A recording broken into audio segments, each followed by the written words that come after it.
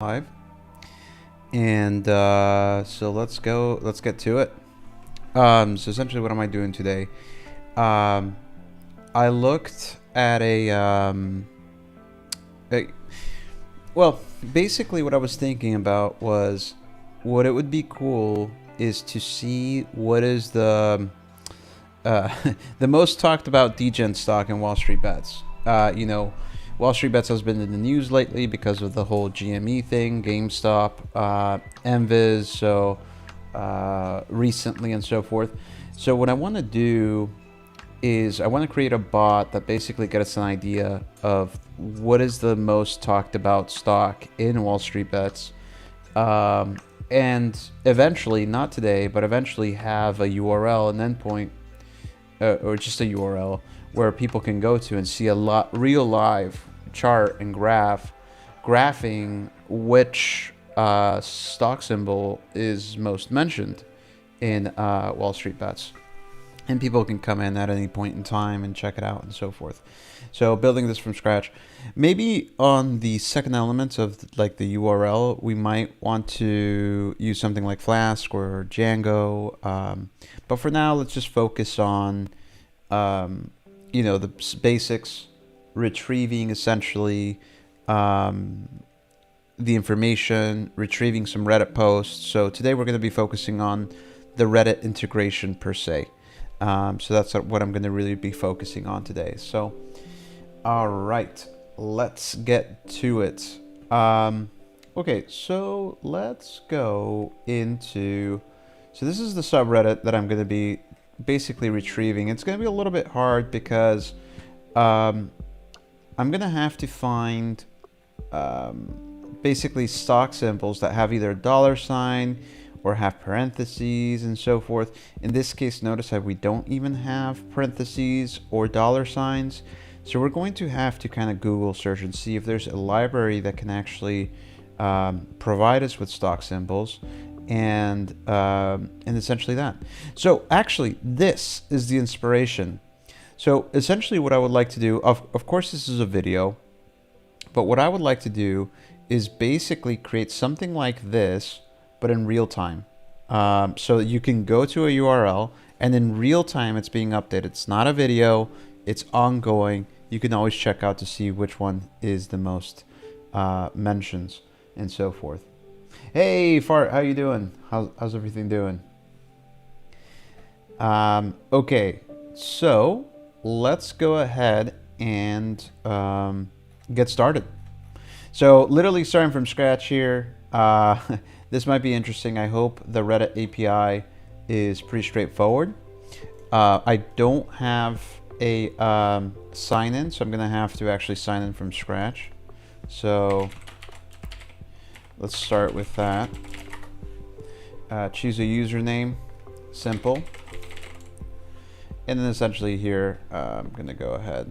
I'm not a robot. Let's say we can generate a secure password. Well, that won't work, huh? It won't work when I have that. So I'm gonna actually create the password and then bring it back down here in a little bit. How you doing, Fart? How's life? Okay. Generate secure password. We're gonna copy that, paste it there. Sign up. Okay, finish. Okay, I'm logged in now. Okay, so now I essentially have that. Way to reveal your password. Yeah, actually that wasn't my password though. It was a secure password generated automatically by LastPass. So none of my passwords are actually the same, which is, by the way, what anyone should always do. So if you're not using a password manager in 2021, I think you guys should start. How was the rest of Control? It was great. It was actually a lot of fun. The ending was kind of cool too. I wasn't expecting that ending. So it was cool. I know, just make a joke. No worries. No worries, Fart. Yeah. Password managers are really good, by the way. Um, and you can use so many. There's so many that are really good. Okay, so all right. So let's actually now Google search Reddit API documentation. So here's the Reddit API documentation. Pretty straightforward. Overview, endpoints, API v-me, and so forth. But by section by OAuth scope. Okay, so there's a lot of API endpoints. That's kind of cool.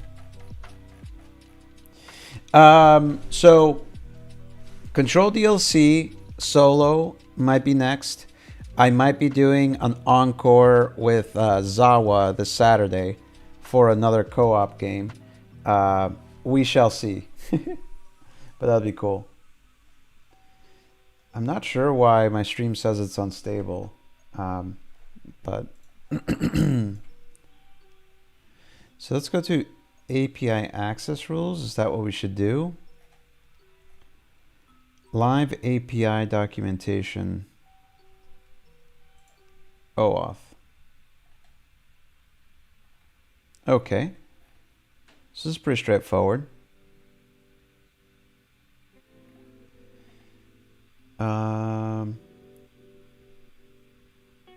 So are you hoping to automate the bot with investing and overthrow the world? No, so this is not really for investing. This is just for sentiment analysis. So what we're going to be doing is we're going to have this bot essentially scrub the data from this subreddit, Wall Street Bets, to get an idea of what is the latest trend in degen stock. This is the inspiration, this video right here. Notice how this video kind of showcases the different stock symbols and essentially tells you the mentions of the stocks over time. Of course, this is a video, but what I want to do is do this in real time. So actually, you can go to this like URL, let's say, for example, gfpstocks.com or something like that, or GFP Wall Street Bets sentiment, and you would see a real life chart of mentions that would be updated in real time. No, I'm not jumping into the game stonks train. But essentially, that's my end goal. Of course, I'm not going to do it all today. Today, what I'm really focusing on is the Reddit integration. So kind of connecting to Reddit and so forth. Okay, Python sample app. So C for a breakdown of which API which require scopes. Token and retrieval. Okay, so this is all good, well documented, but I still yet have to find how I can create an app. User settings, maybe? Let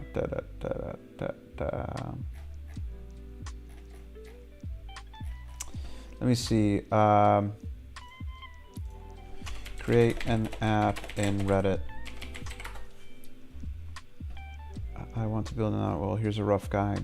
Okay.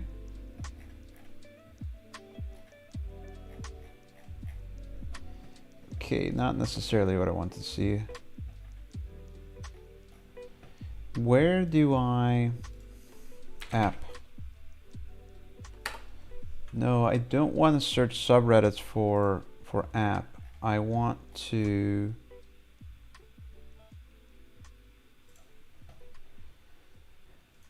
Maybe I have to go to like Reddit dev.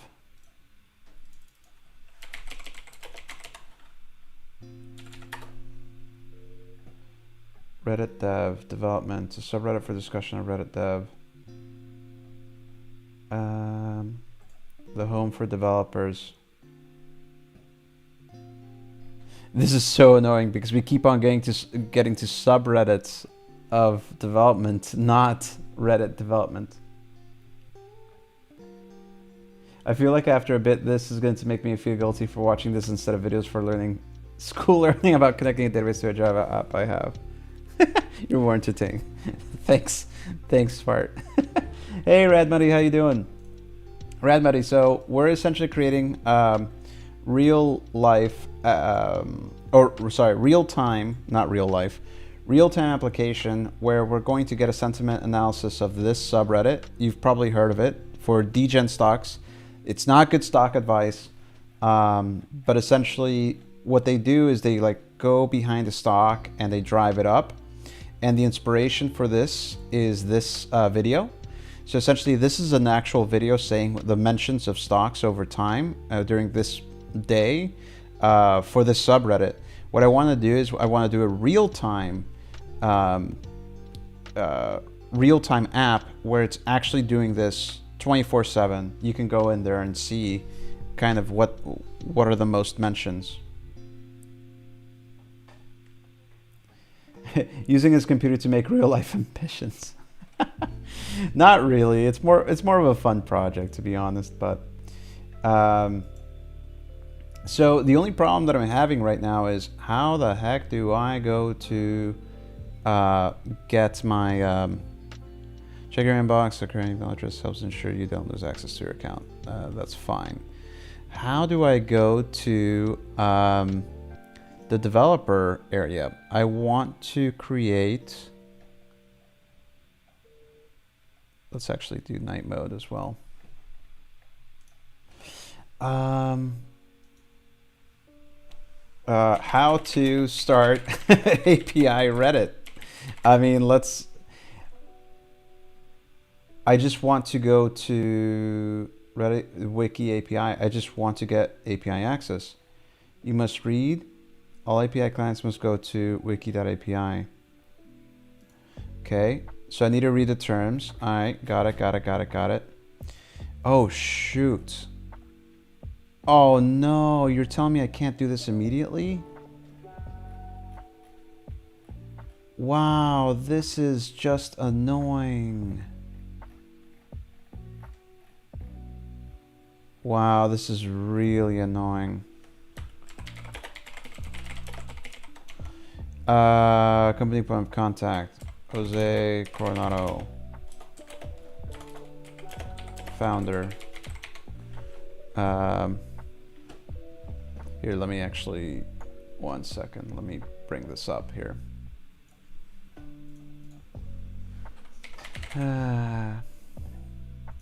Well,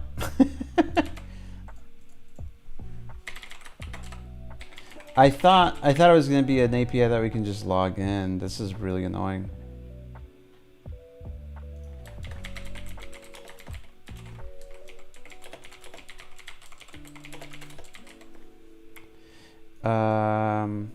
Basically, web application.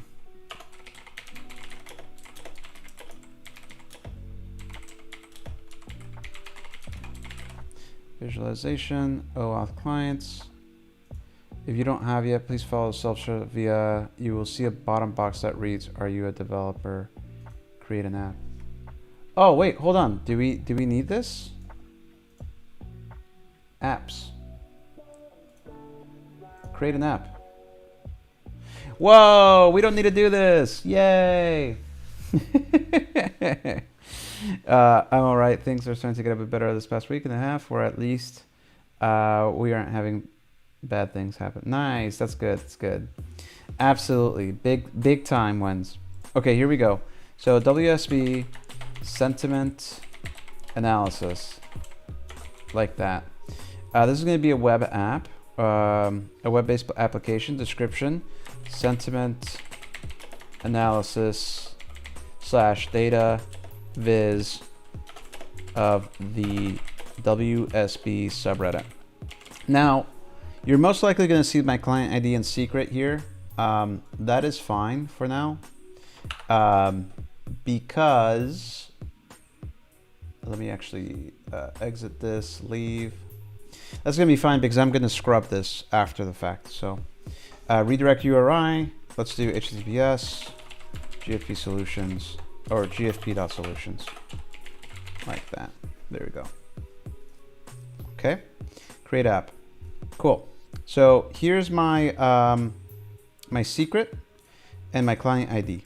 So by the way, obviously you wouldn't want to share this with anybody else, but for now I'm going to scrub this later. But his luck was good luck. I was getting desperate and went to see if he could help me get an Xbox Series X. Not long after, I got lucky and got one of my own. Nice. I feel like I was in a scene of a crime movie. Everyone goes super flawless in the end when they need things to happen. Nice. Okay, so what I want to do is go in here, and I'm going to go ahead and make directory here, and I'm going to call this WSB SA for sentiment analysis. And then inside of WSB SA, I'm going to go ahead and make there, and then WSB SA, so another directory here. And then I'm going to go here, create a credentials.txt right here. And here, what I'm going to go ahead and do is I'm going to go ahead and make an array of credentials. So first things first, actually, can I do this? That'd be really cool if I can do something like this, where I do client ID like that. And then basically this will be the client ID, and then I'm going to do secret. And I'm going to do something like this. And then we're going to go ahead and copy and paste these guys. So this is the secret.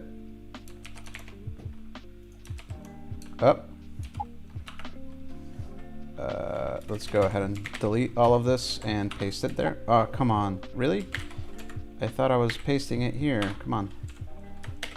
There we go. Was that too hard? All right. So now we're going to go ahead and put the client ID up like so. Okay, so we have the client ID and that. Then we're going to go ahead and CD over to the WSB SA, and we're actually going to get init now, basically initialize, so that way we can see. And I'm going to go ahead and just add a README for now. .md, and then just say here we're going to go ahead and add something like this, where it says WSB sentiment analysis. And then here we're going to go ahead and say we don't have to explain that too much. That's not fun. Okay, git add a, git commit -m, and I'm going to go ahead and call it an init. There you go. Okay, so now we have our directory and our credentials.txt, and let's go ahead and hopefully try this out correctly. Okay, so we have that information there. I think it's time to now open VS Code and file and open this specific location. So, and then let's go to WSBA, and let's go ahead and open this right here. Okay, so clean file. The first thing that we're going to do is we're going to create a new file here, and we're going to call this, let's just do bot.py. So this is going to be our bot. And then here we're going to start creating our structure and our just the basics for our specific bot.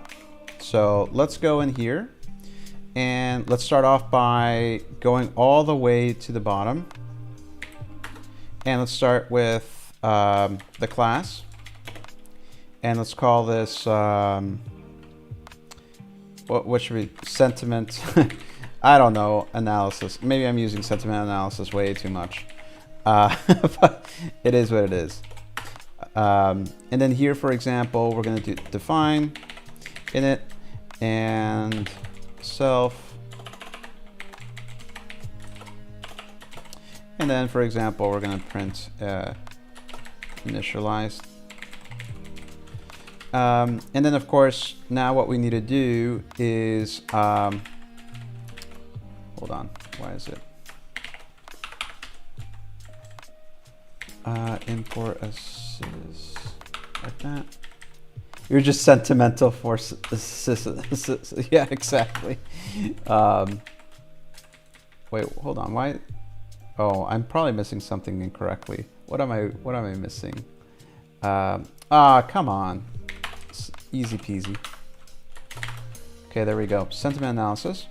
Okay, so then what we're gonna do is we're gonna go to the bottom and define main, and then main basically is bot is equal to sentiment analysis, and then essentially bot.start. And then here we're gonna add the if underscore name, and then is equal to main, like so. And then we're gonna go ahead and call main, so that way it starts it off. Okay. Okay, so essentially that's that. Basically, once we run this Python file, it's going to go ahead and call main, which then in turn is going to initialize sentiment analysis, and then we're going to go ahead and do a start here. So for example, if we wanted to do define start here, self, gotta run dinner time, good luck. No worries, fart, have a good dinner.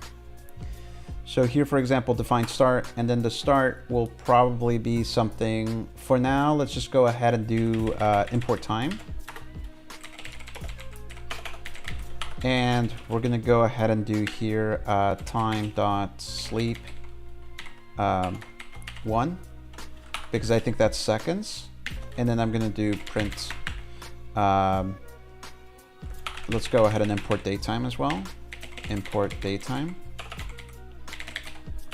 And then, actually, let's import the whole, from datetime, import datetime.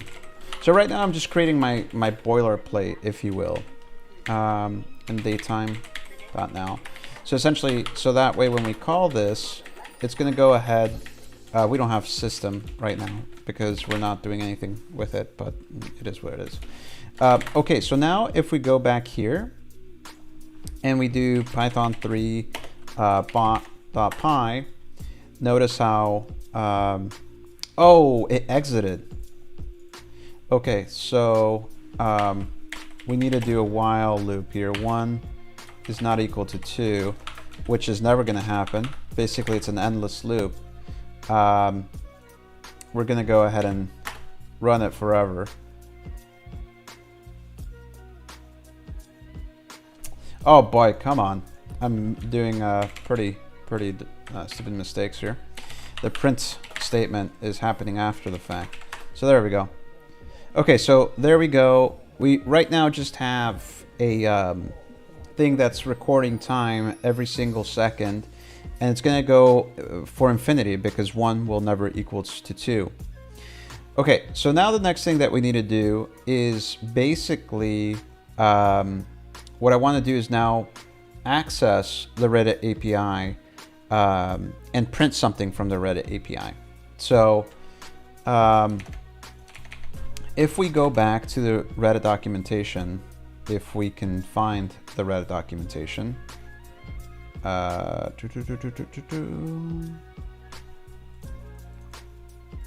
so we need to retrieve access token here. Token retrieval code flow, allowing the user to authorize your, if your user to allow blah, blah, the reader will have the information below attached to query parameters. You should parse the query parameters, but I don't want to do that. Retrieving the access token. If you didn't get an error and the state value checks out, then you can make a post request with code to the following URL, the access token. Include the following information in your post data, not as part of the URL. So we have, okay, interesting. Authorization, HTTP basic auth, user, client ID, client secret. And essentially the parameters here, we're gonna have grant type code, redirect URI, password, or refresh token. Got it, code. the code your app retrieved above. Okay. I'm wondering if we can like not have to do this. That would be great. Regardless, let's go ahead and do this. So here, for example, we're going to go ahead and do, how can we do this? Self.base_URL is equal to that. So we're basically creating a base URL, and then basically, yeah, that will be it. And we're going to be able to add endpoints to all of these guys. So for example, auth endpoint is equal to this. So we're going to actually add the slash on here, like so. Self.auth endpoint or something like that. It's not being used anywhere, which is fine. And basically what we need to do is, let's do auth_URL. And I'm wondering if I should do this in the start or in the initialized. I think in the initialized that will do, because we'll have the access token and then we can continue using that same access token. The only problem that we'll probably run to in the future is the fact that we might need to refresh the token, because if we're continuously going forever tapping to Reddit, eventually they will request a refreshed token. So we'll probably have to put some sort of implementation there. Okay, so here what we're going to go ahead and do is add, this is going to be %s, and it's basically going to be the base URL, self.base URL, and then self.auth endpoint, something like that. So that's going to be our auth URL. Okay, so they're telling us that we need to provide certain elements here. Access to invalid scope. Are these really the OAuth 2 authorization compact? Wondering if I'm wondering if we can get away with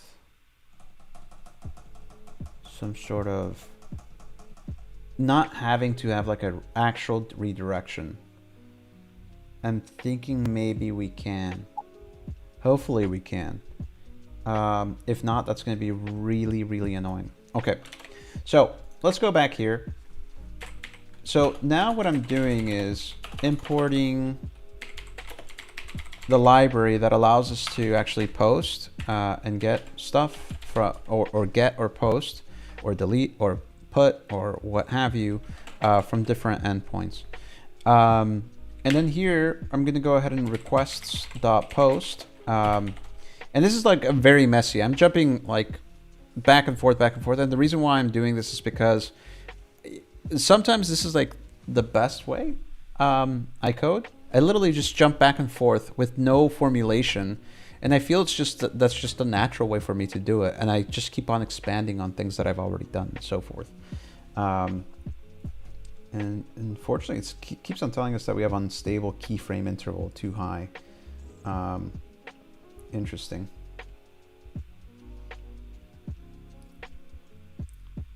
Oh, really, Radmai? That's true. It really depends. I think you're right. But for example, here, in this idea, like for example, I still don't know everything I need to post to access token yet. So I'm kind of like, should I include every... Anyways, I kind of just go and I keep on adding stuff. But you're right. It really depends on your style. It really does. So auth URL. So most likely here, we're going to go ahead and have to add a data. Like for example, auth data. And let's go ahead and do auth data here. Yeah, exactly. exactly. And what did they say they want us to provide? Authorization. So that's authorize. That's not the endpoint. Token, code flow. We need to provide the authorization and grant type. The data.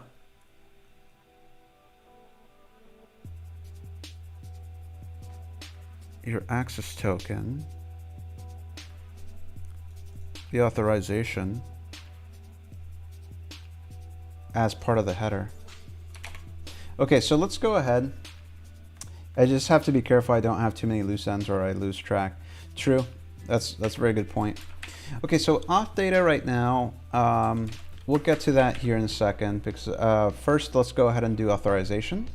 So auth is equal to requests dot auth dot HTTP basic auth. There we go. And we're going to go ahead and use client ID and client secret. There we go. So client ID, client secret. Oh, darn. Client underscore secret. Okay. And basically, okay. And then here, this is where, actually, let me go ahead and paste prevent working directory. Okay, so, and then here, what we're gonna have to do is read the credentials document. So here we're gonna do with open credentials.txt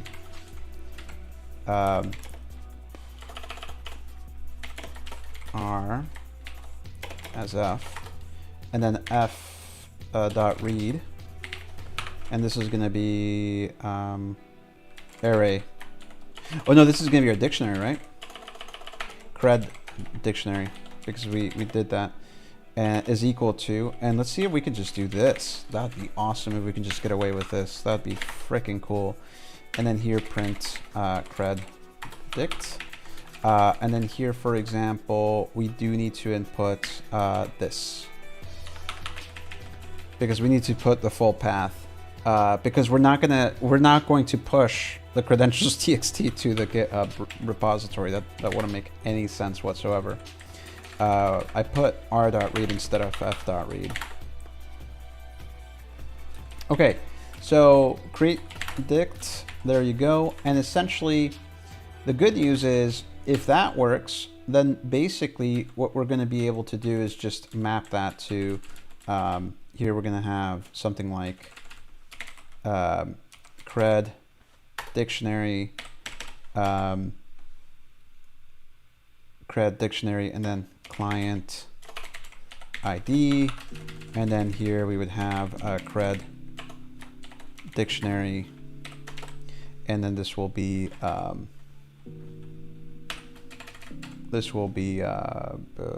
client ID. Where's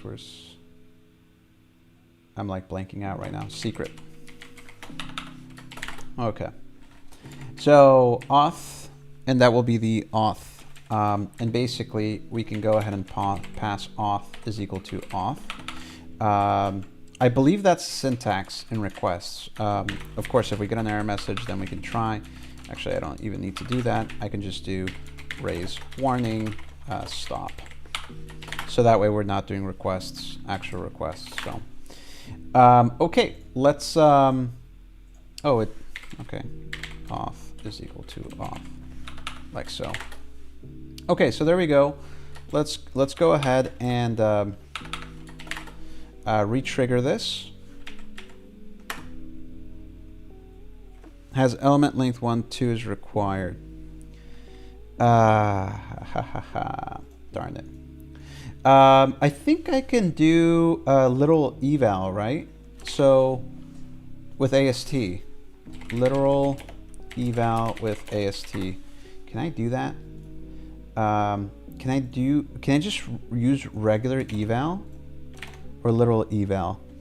AST literal raises an exception if input isn't a valid Python data type, so the code won't be executed if it's not. Okay, so let's go ahead and do that. Let's import AST. And let's go here because this obviously didn't work, and do ast.literal eval, like so, of fread. Let's see if that does the trick here. Cool, check it out. So essentially, we have a credentials.txt where it's absolutely a string. It's not a dictionary, of course. It's a txt file, and we're interpreting that to become a essentially a dictionary. Yeah, success, dance, dance. And the reason why I'm doing this, obviously you could set them as environment variables or something else, but the idea would be that you have this in the server, you actually save this within a secure directory within your user that's running the app, and nobody else can access it. That's basically the intention. That's why I'm doing it this way. You could save them as environment variables, but you know, I just prefer this. I prefer this method a little bit better. Okay, so now what I want to do is go back here, Vim, to credentials.txt, and basically I want to go ahead and add three more, actually two more things, and one is going to be username, and then the other one's going to be password, like so. And that is going to be our dictionary here. So username is going to be GFP solutions, like so. And password, I'm going to leave it as blank for now. So that way you guys cannot see my password there. Okay, so let's go ahead and go back into WSB and Python 3.py. There we go. So essentially we would have a dictionary with all of this information. What's next? So we have the auth that we're going to have to pass. We're also going to have to pass our data dictionary here. Data is equal to cred data, right? Cred data. And then basically, or I already called it auth data. So auth data. Radmoney, I bet this is like annoying you. Can you move your camera screen to the right? Oh, my bad. Yeah, of course. That makes a lot more sense. Let me... But I was saying, this is probably making you so annoyed because I'm just like jumping back and forth. There's like no... It's like chaos. I'm just going... So, no worries, no worries. Okay, so the next thing is, I just annoy myself with it too. No worries. Okay, so here, they say something about, where is it? Grant type. Whoever the grant type sent is supported. Refresh token.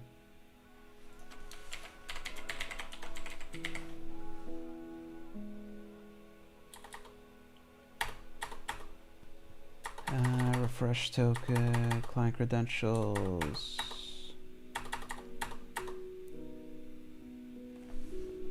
Okay.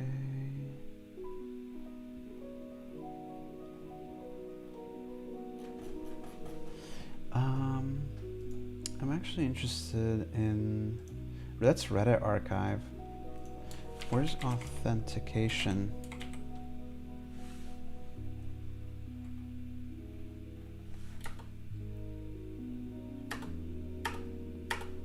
Let's just wing it with some like basic authentication, and let's pretend the grant type is password and see if that works. Because I don't want to set up like an actual URL where we need to be redirecting and then we get the freaking thing, and then I hate when API integrations ask you to do that. I know it's more secure and I know it's better, but it's so annoying. It just makes it so much harder. Okay, so grant type is password. And then here username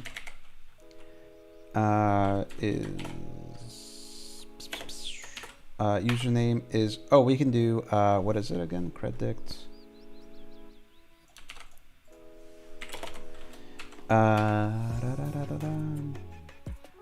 And then here credit will be, what did I call this username? Yep. And then password is going to be password. Okay.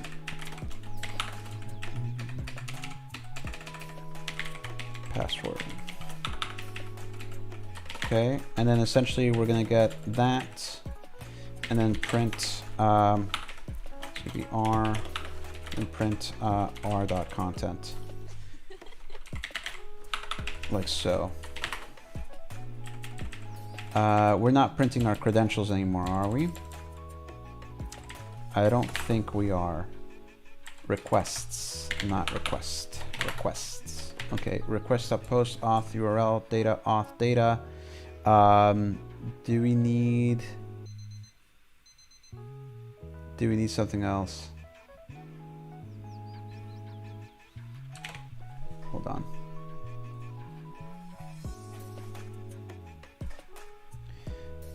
Let's do new. Just new. The endpoint is listing.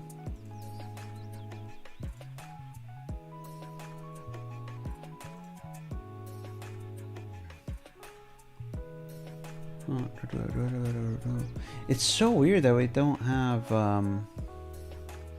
Also, I'm still very much a code noob. I debug and write the logic at work, so I can read a bit, but not write it yet. And I'm not sure how it compares to other languages. Oh, no worries. I mean, reading and logic. I mean, that's half. That's more than half, you know.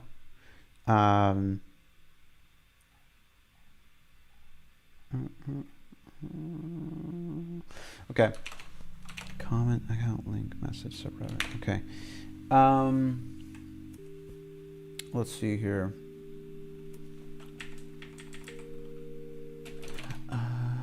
Should we? So header. And basically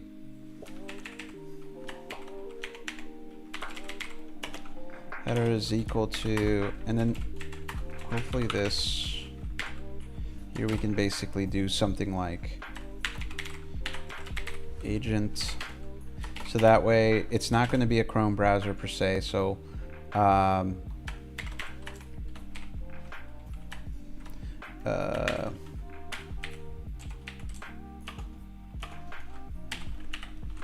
there we go. Okay, so that's going to remove it from, it's not going to be like Mozilla or whatever usually it is. Okay, I think that should be good, right? So we have the header, we have the data, we have auth URL. We should be getting an access token now. But I'm going to have to, so, oh, not there. I need to go in here, clear. And I'm gonna go ahead and enter my actual credentials here. So I'm gonna go ahead and click here, copy, and then vim into credentials.txt. And here I'm going to go ahead and,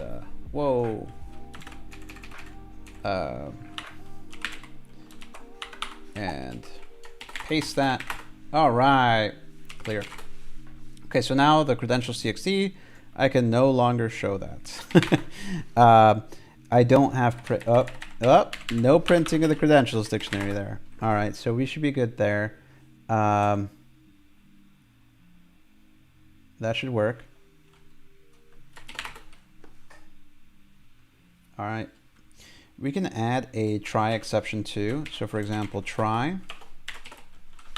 and then 2, oh, whoa, 2, not 24.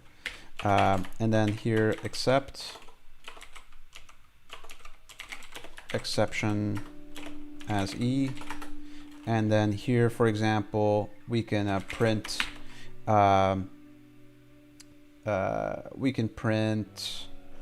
something like credentials text file was unable to open.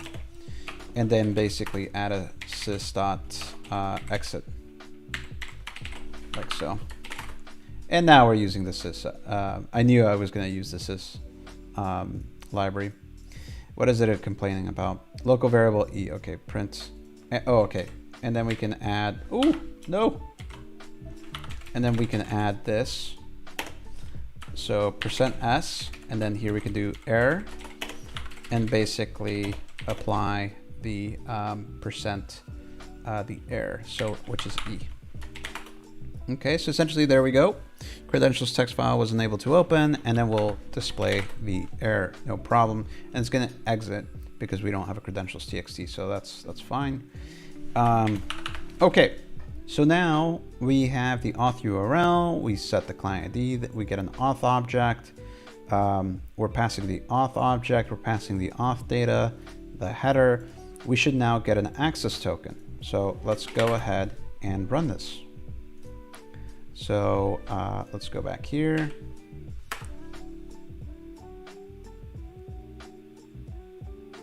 Only script apps may use password. Frick. Okay, so we can't use this thing. Where was the darn? Where was the the apps again? Oh no, my subreddits, no. Where's my apps? Home. It like went back to... I thought we had it somewhere here. Darn it.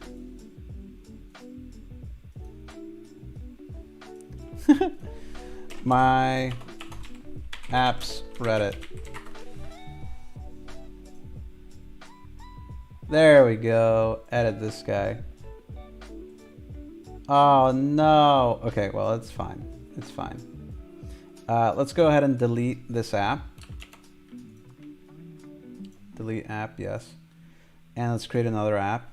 And let's call it script here. And then the name is going to be WSB sentiment. And then I'm not going to put that stuff in there and just create the app right away.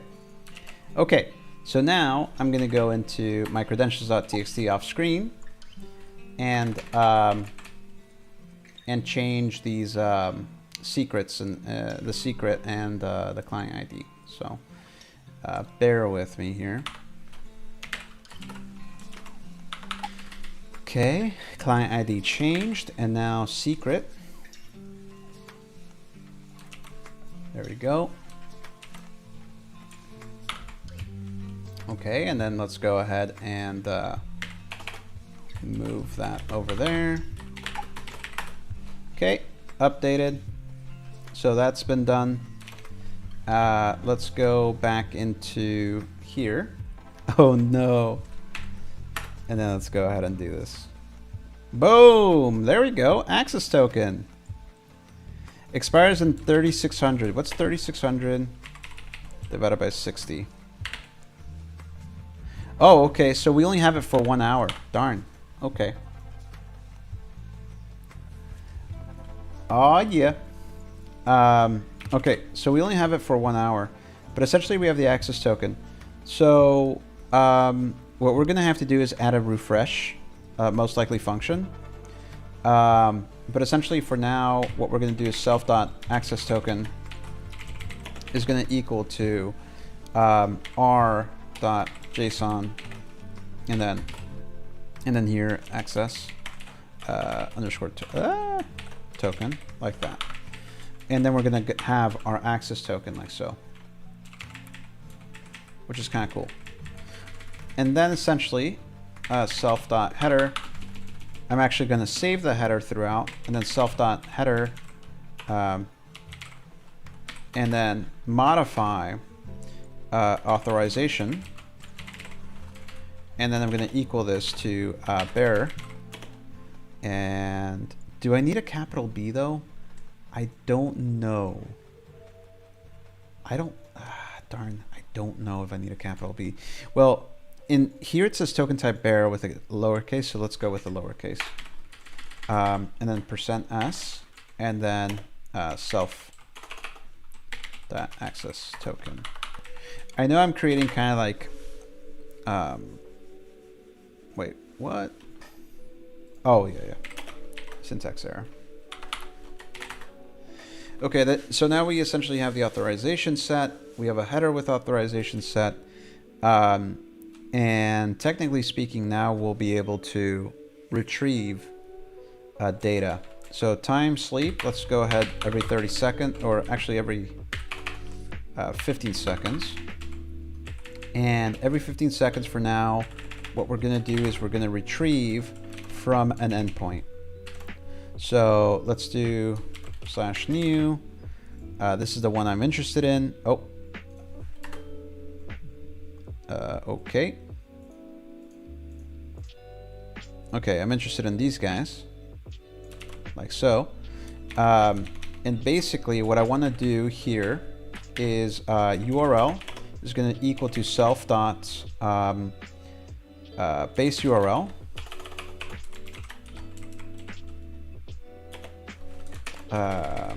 So basically what I'm going to do here is something like %s, and then %, and then essentially open parentheses, and then input this, like that, close that, R, and then it's going to be, we're going to be doing Wall Street bets. So it's going to be this guy, this feller. Nope. Yada yada. Okay. So we're gonna go ahead and do this guy /new, and this should be a string.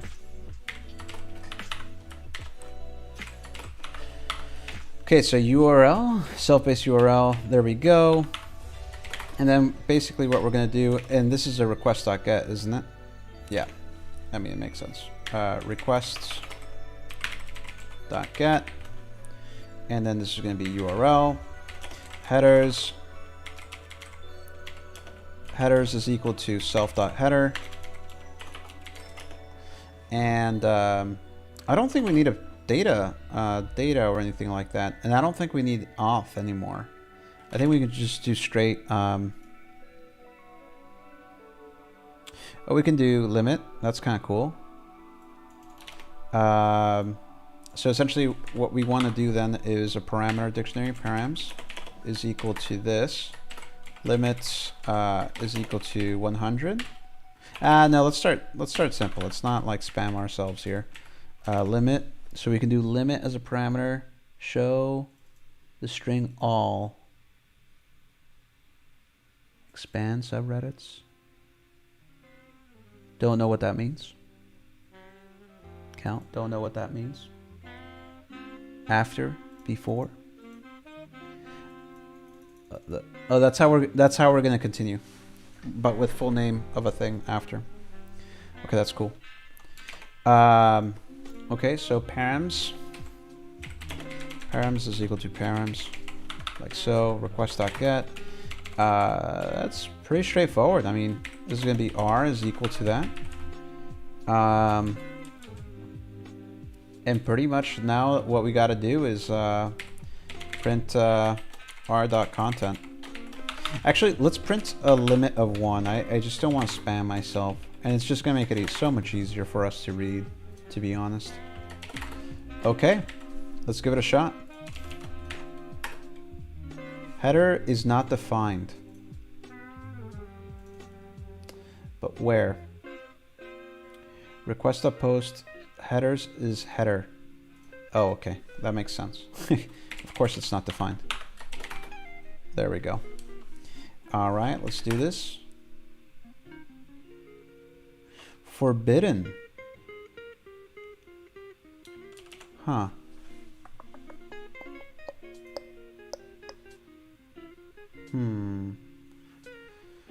Okay, so if r dot reason code, Wait, how is the reason code in requests? Requests reason code. No.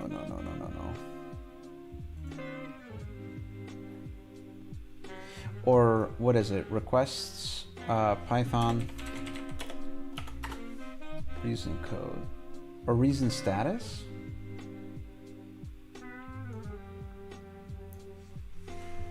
Response code.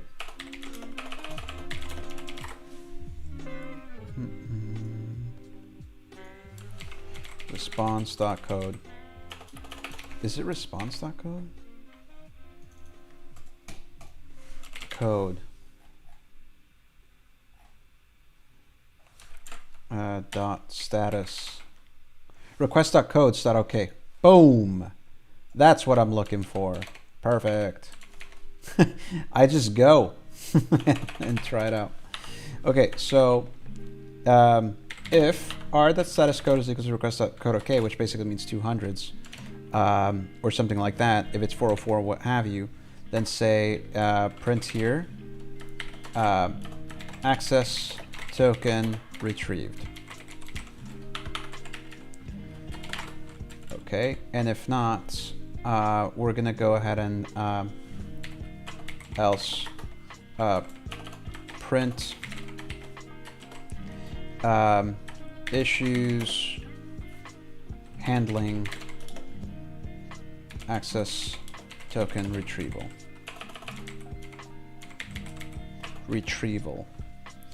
And then here, for example, we can do something like error, and then %s, percent to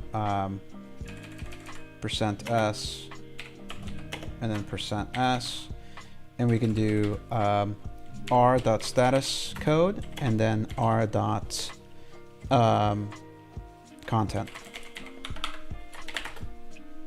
like so, and then we can do sysexit.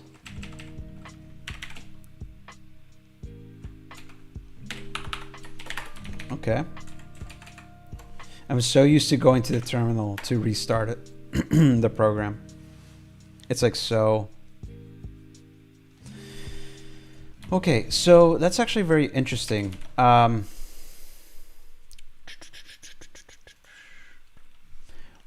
are we seeing...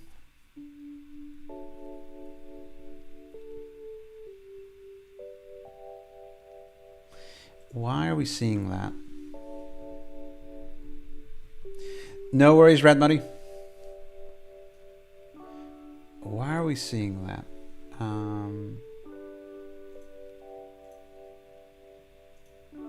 We should be authorized. Why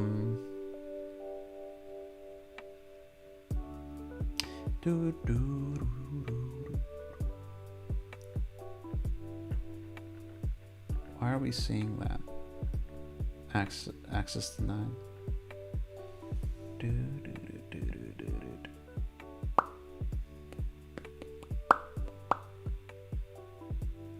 Oh, shoot.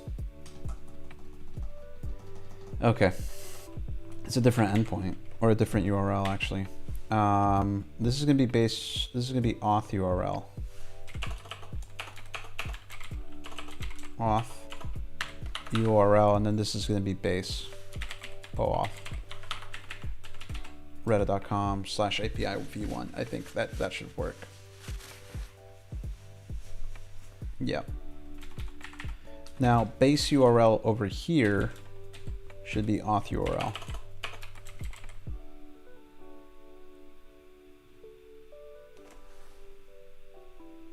Auth endpoint. Oh, shoot. Auth base URL. Let's do base.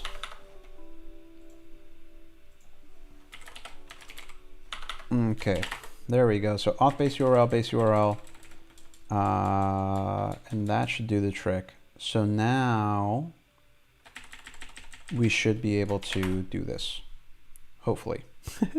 Let's give it a shot. Initialized. Bad request. So now we're getting a bad request. Why are we getting a bad request? So we have params limit. Let's do 25. Is it our parameters that are messing it up? So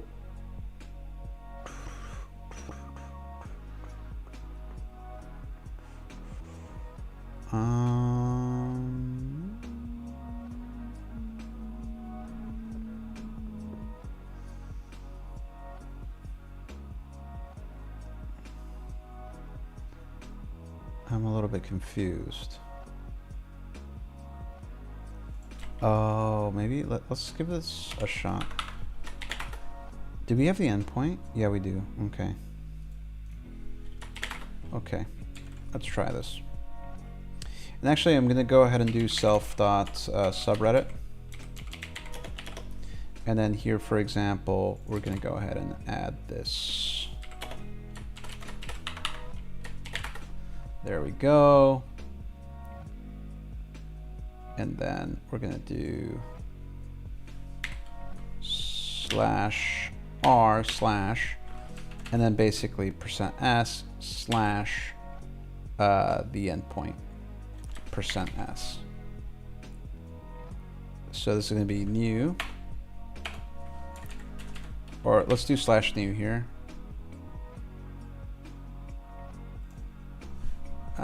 Should we? No, let's not do it. Okay, let's do this self.subreddit. There we go. Where are you at now? So I messed up with the URLs. What I mean by that is once we have OAuth authentication, we should be using this endpoint or this base URL, if you will. We're talking about the endpoint here, but this base URL instead of this base URL. This base URL is good for getting the access token. So that's basically the difference there. Well, hopefully, I haven't tried it, so hopefully that fixes our issue. I also implemented the ability to change subreddits if we needed to, if we wanted to like swap it really quickly. Okay. Whoa! What did I do? What did I do? What did I do? And then essentially, let's go back to 1, a limit of 1. Okay. I want to go back here. What is going on here? What is this? Why is there a % here? That's so weird. Exit. Okay. So let's go ahead and run this. Initialized. Yeah, there we go. There we go. Nice. Okay, so let's go ahead and close that. And let's go in here. So whoop whoop. Now we're getting data. So we're getting the latest. And I'm going to go ahead and create a new file. New file. I'm going to save this in desktop and call this Python format.py. It's just my way to print and make sense of all of this. So, okay, cool. So this is what we get. So we get a listing and then we get children, and then children is probably the array of items that we requested, which is kind of cool. Self-text, author, T3. What is T3? What was the kinds? Maybe let's go back here. T3. Got it. Response body encoding for legacy result JSON response currently have blah blah replaced with LT. Oh, just like XML. That's nice. Good thing to know. Okay, let's go ahead and copy this and put this for our let's go ahead and add this here for our reference. Data types retrieved. Okay. All right, so now we have that. Okay, so what does this tell us? This tells us we have the data types or the kind, and then the data. And then we have the data name as well. Data, and this is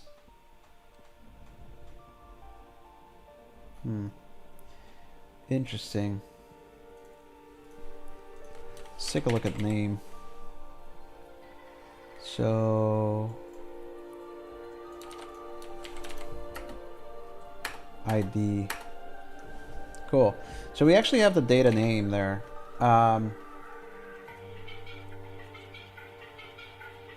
Okay, so if we were, here's when Lucid Motor will launch its 70,000 hour sedan. Okay, so so this gives us a dictionary like this one, and now what we want to do is iterate on this children array. So it's dictionary, data, children.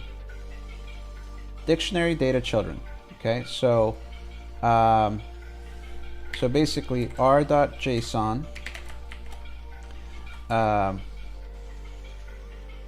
or sorry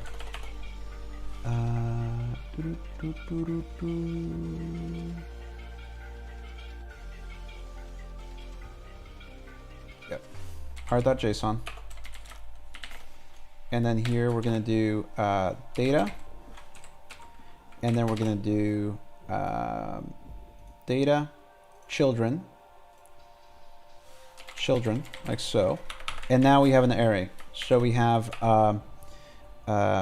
data array, we can call this post array, is equal to that. And now what we can do is for post in post array, right, we can basically post, we can do something with the post.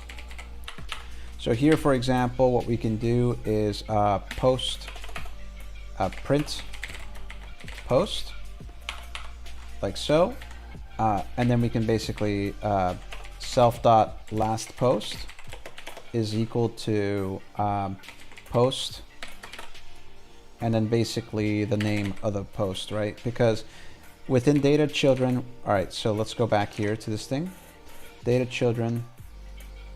Oh, it's got to be data children. So we're iterating through the children, and then we need to do data name again. So data name.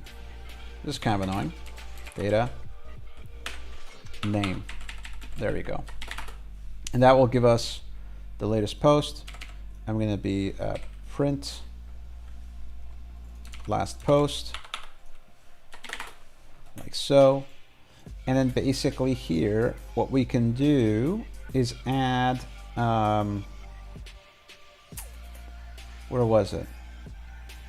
The parameters here we have, and it says, let's go to slash new, after. This is what we want. Okay, so basically here I can add after and add self.last post.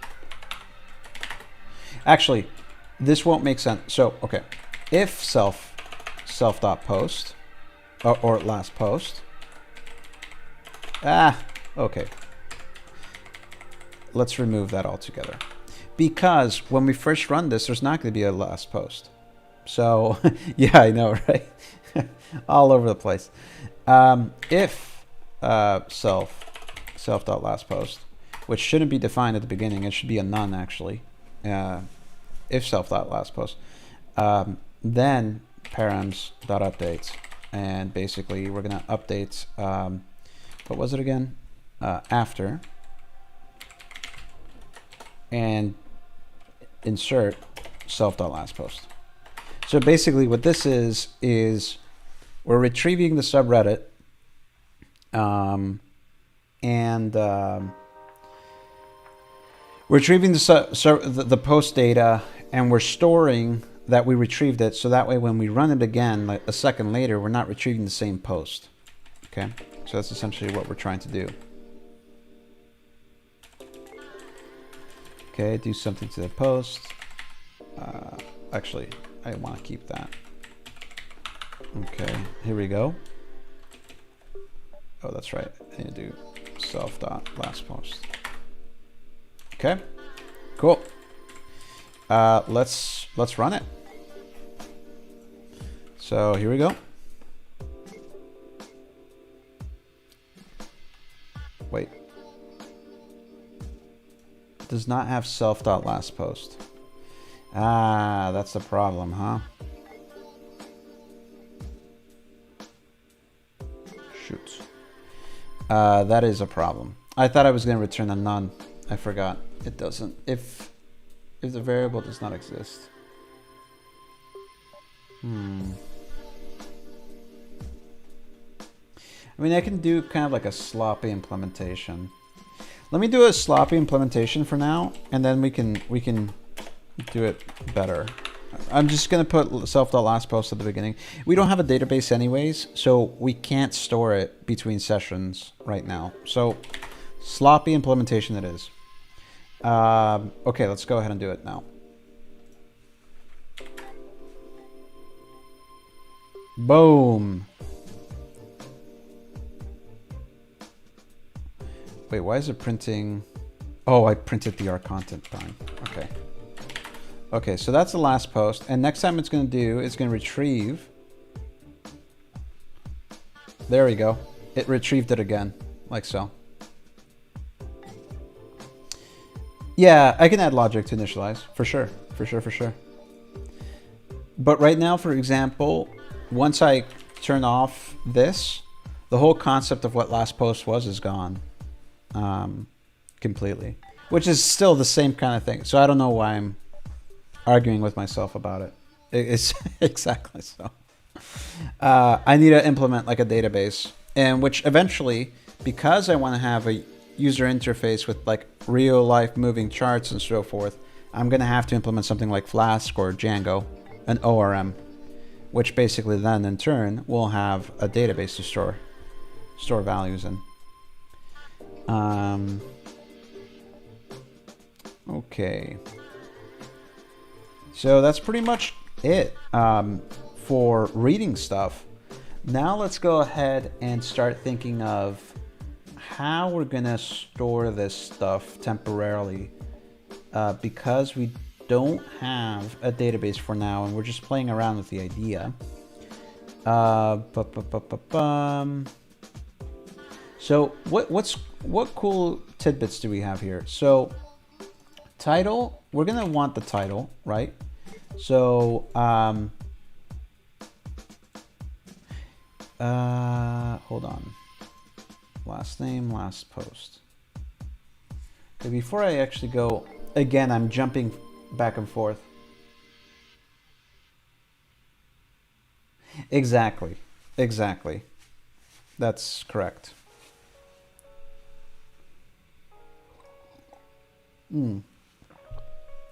Okay.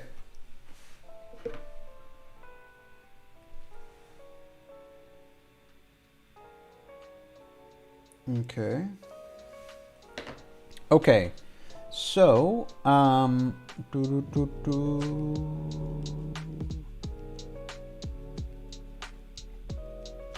kind of blanked out what I was doing. Right. Okay. We're going to go ahead and enter it as a data frame. So let's go ahead and import.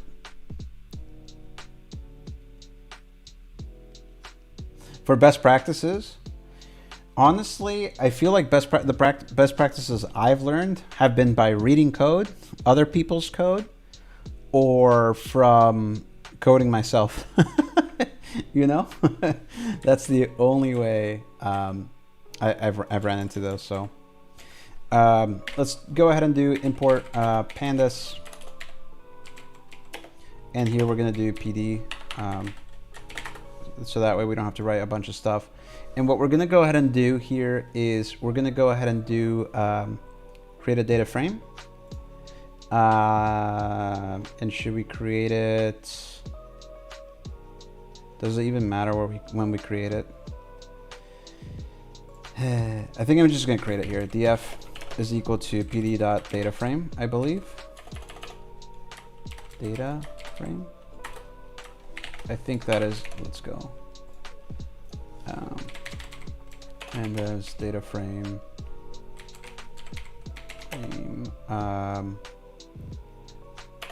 Pandas data frame syntax.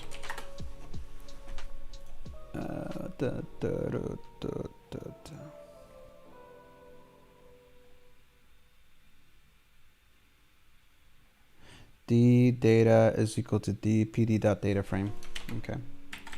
We can keep it as such. And then basically what we can do is for post and post array, here what we can do is, yeah, it's just by doing and reading. PD. Now, that being said, by the way, Radmuddy, I'm self-taught. So a lot of other software engineers are actually, they're taught in the university and college. I'm self-taught. So, but by the way, self-teaching yourself is extremely powerful because you have a greater understanding. Okay, let me step back. You don't have a great understanding from theory or from like formality perspective, but you have a greater understanding of like trial and error and troubleshooting and debugging and all that kind of stuff because you actually pummeled your way through, So I found that to be true. Okay, so pd.data frame here. Cost and I worked up to systems analyst in about 5 years. Nice, Radmuddy. Those are the stories I like to hear. I'm kind of the same way. Put me wherever. I'll start at the bottom and then some. I'll push myself to go forward. It's funny because actually before in the past I was in a corporate job and again I start like in this kind of like low level position and then I'm just like doing random stuff. I somehow get my way into doing projects that are like next gen and all this stuff and then my managers then don't even have visibility into that, and then I'm like basically communicating directly to the executive team. Like this was in the past, of course, communicating directly to the executive team, bypassing all of my managers and all of their managers and their managers, and they started getting jealous, and yeah, it happens. It is what it is. I guess I'm just what do you call it? I always want to learn more. Yeah, that's true. I get bored easily. It's bad. I get bored real easily. I always want to be challenged.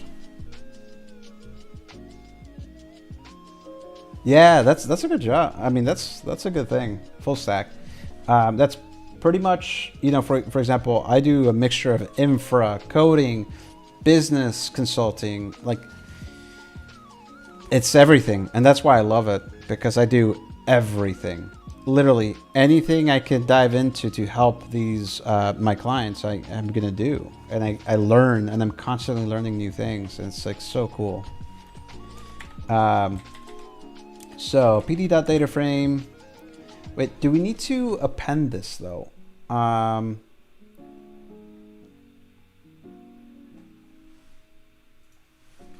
Wait, hold on. We don't need to. Okay, so we do df.append. And then here we can do post dictionary. And then here, for example, we can do post underscore dictionary is equal to, and then here we're gonna put all of our values here. Let's go ahead and put name, for example, and we already know the name is post data name.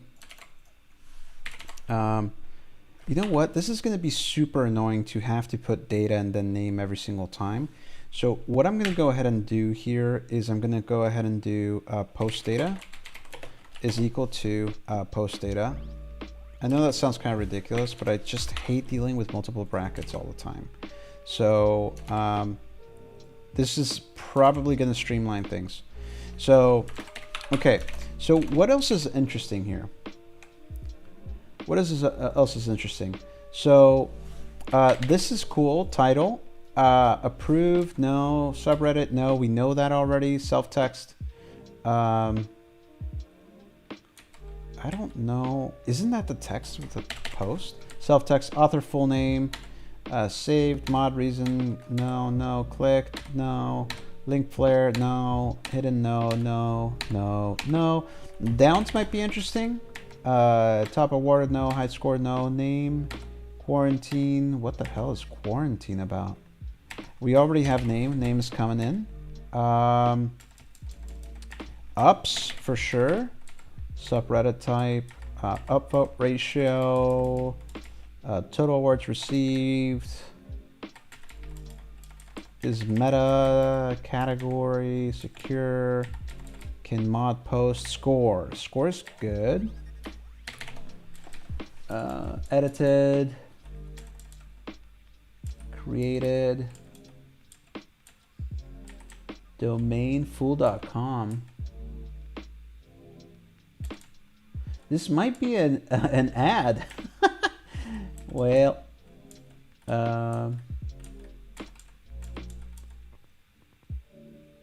it's just a link. It's a link, so that's why there's no text. Spoiler removed by mod reason. Send replies, whitelist status, contest mode, mod reports. Wow, there's Patreon flares. There's an actual key for Patreon. That tells you something.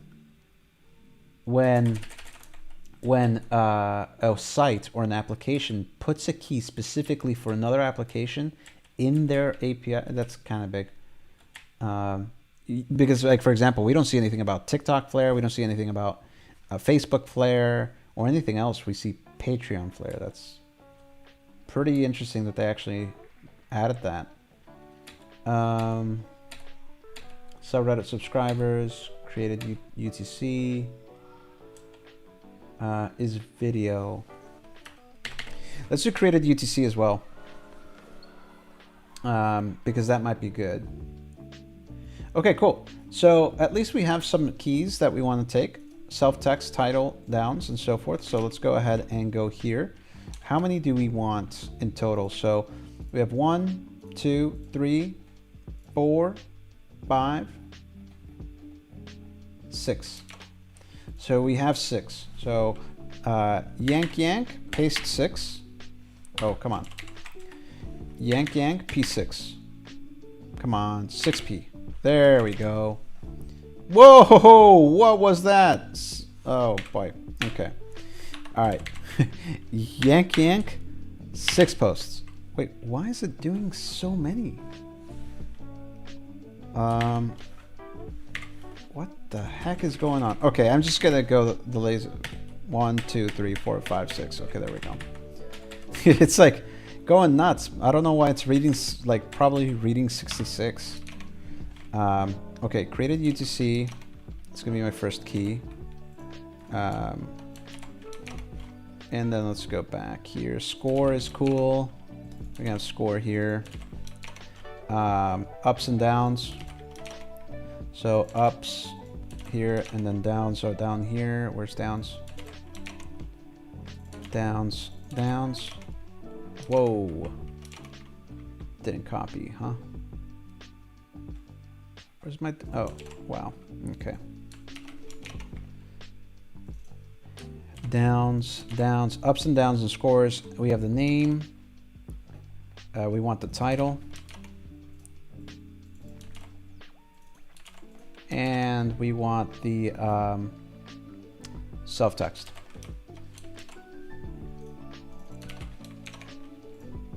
So self-text. Okay. So there we go. Yeah, I pasted over it. Name, created UTC, title, self-text, ups, downs, score. That should be good. Okay. So there we go. And basically, that should work. Boom. Then df. Data frame. That should, oh, actually. Okay, so we have that. Let's go ahead and add limit 2. Okay. So there we go. So now we have the data frame post. There we go. Again, I'm so used to going to the terminal to run the code. It's not difficult because it is hard. Cannot append a series of ignore index is equal to true, or if the series has a name. It's difficult because it is hard to keep our mind pure and our practice pure in its fundamental sense. Do we have to say In Japan, we have the phrase shoshin, which means beginner's mind.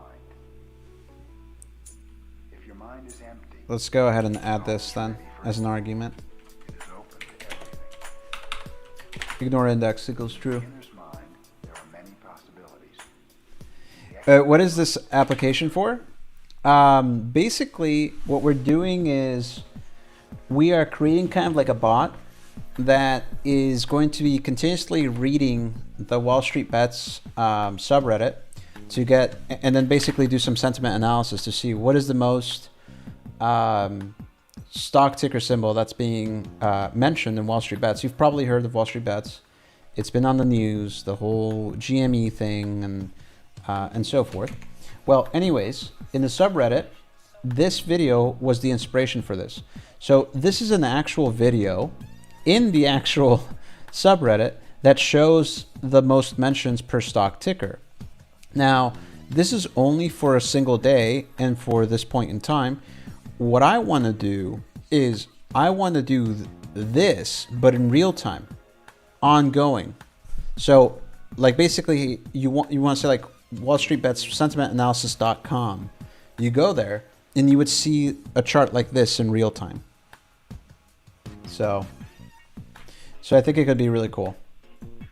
And I mean, it would be cool to see what everyone in Wall Street Bets is talking about.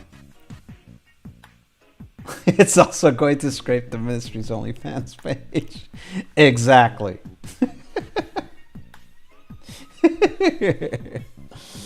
Hello, Priscilla's. How are you? Priscilla's. Shh, shh, shh. They're not supposed to know that.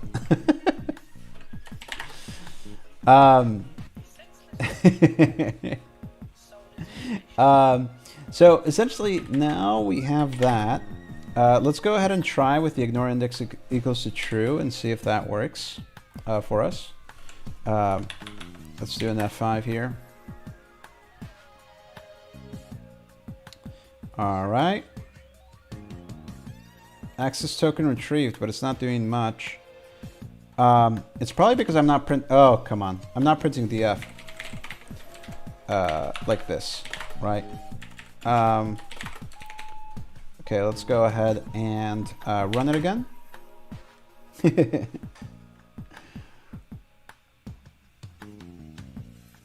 Empty data frame. Wait, hold on. I thought I was, let's wait 15 seconds because I should probably change this to 5 seconds, by the way. This is going to be really annoying if we have to. Why is it putting post dictionary ignore index is equal to true? Okay, so why is it arguing with us?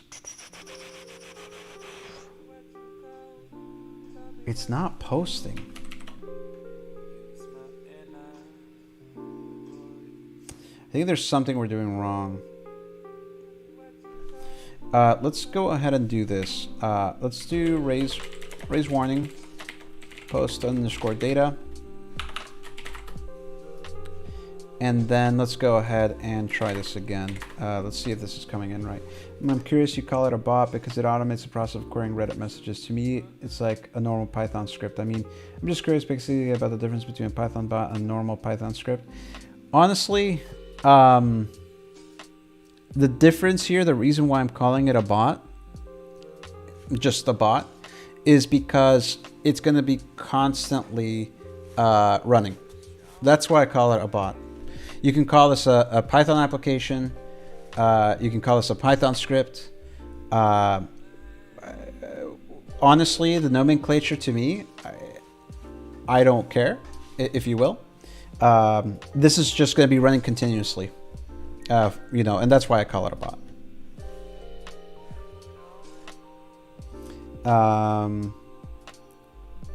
You can, let's see here. So we are getting the data. Yeah. But I mean, to each their own. I bet you, Dilsazalu, I bet you there is some correct, proper, I'm a PhD in software engineering, and I'll tell you what the difference is. But that's, I just go with the, with the colloquial terminology, if you will, or what makes sense to me too. So I'm not the authority in what is what, right? just as a disclaimer. Okay, so we are getting this. We are getting the post data,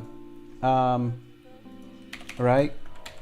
We are setting the last post. We have the post dictionary, and then I am appending the post dictionary here. Why is the data frame not?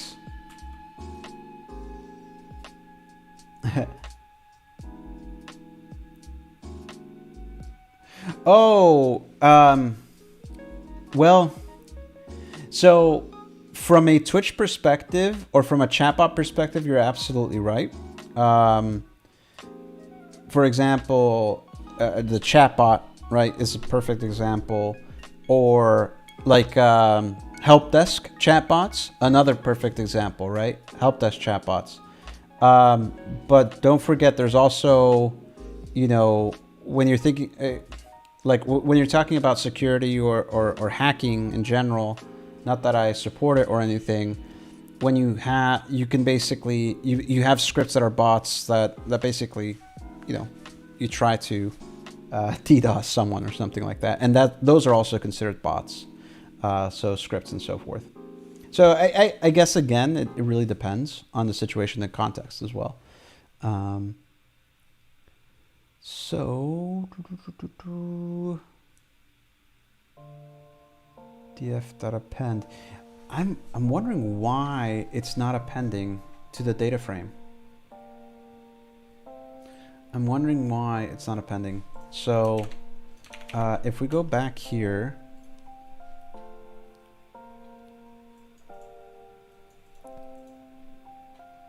notice that we interfere dtype.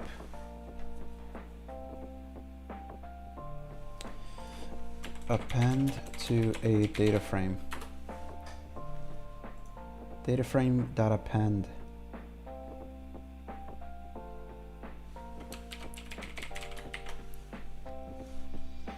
Ignore index false. Verify integrity. Okay, what does ignore index do? 0, 1. Pandas. I think you can also convert a dictionary to a data frame. Yeah, that might be the best bet, huh? But the thing is, I want to continue adding to the data frame as time goes by. So it's not like I can replace the entire thing. I want to continuously append. So df2 is 1, 2, 1, 2, 3, 4, 5, 6, 7, 8. That's df2. 5, 6, 7, 8. So here we have that column list AB, data.append. So here's another example. So we have columns A, right? For I in range 5, df is equal to df.append. We have AI, ignore index true.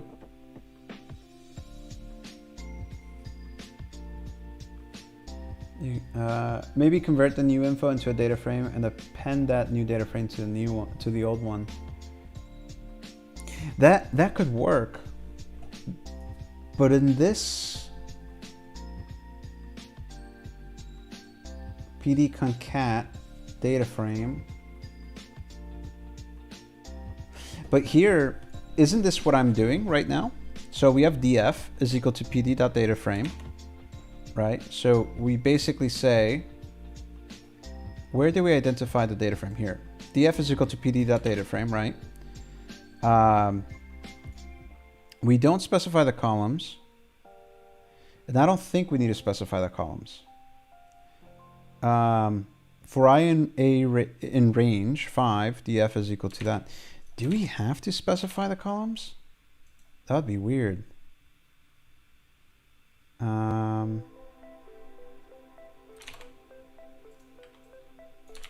Okay, let's see if specifying the columns will do the trick. Name, and then essentially we're just going to go ahead and post these guys over here. Title, self-text. Oh, come on. Oh, come on. There we go. Self-text. Ups, downs. And I know I need to put the commas. I'm just being lazy right now and trying to maximize time.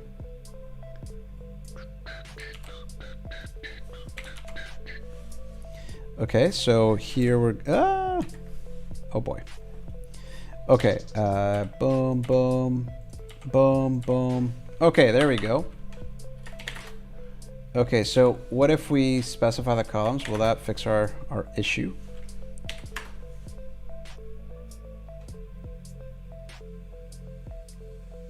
Columns.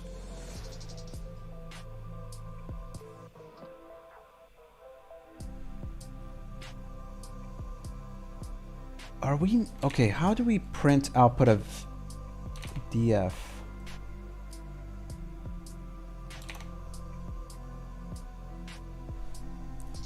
Okay, so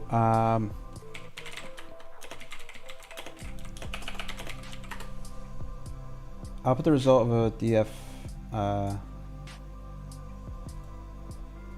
of data frame. How to print an entire pandas data frame.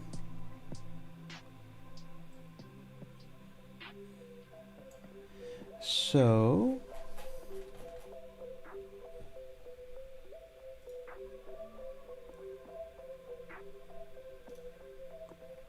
let's just wait full data frame.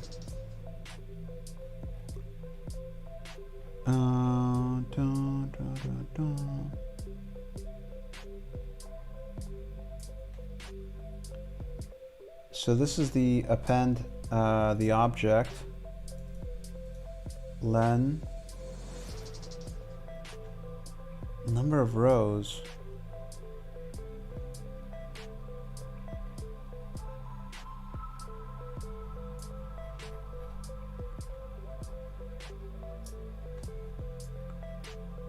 Print. But then again, it's that's the output.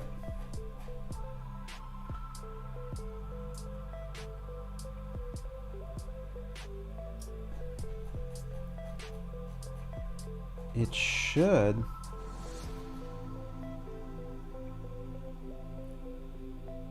Ignore index is true, append. Does it need to be a an array? Is that what I'm missing here? Okay. Let's see here.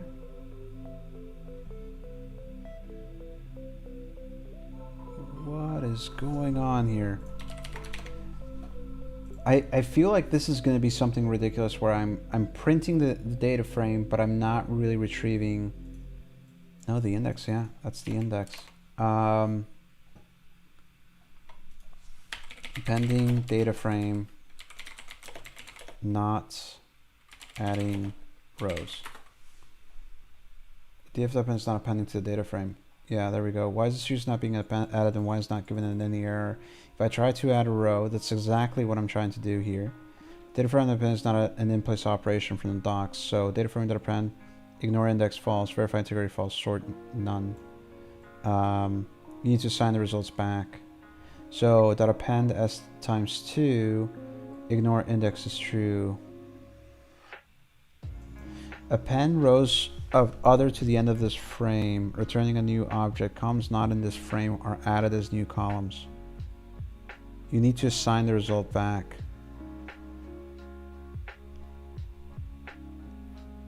I don't understand this answer. I don't understand this answer. So data that append, ignore. Oh, that's what he said here, huh?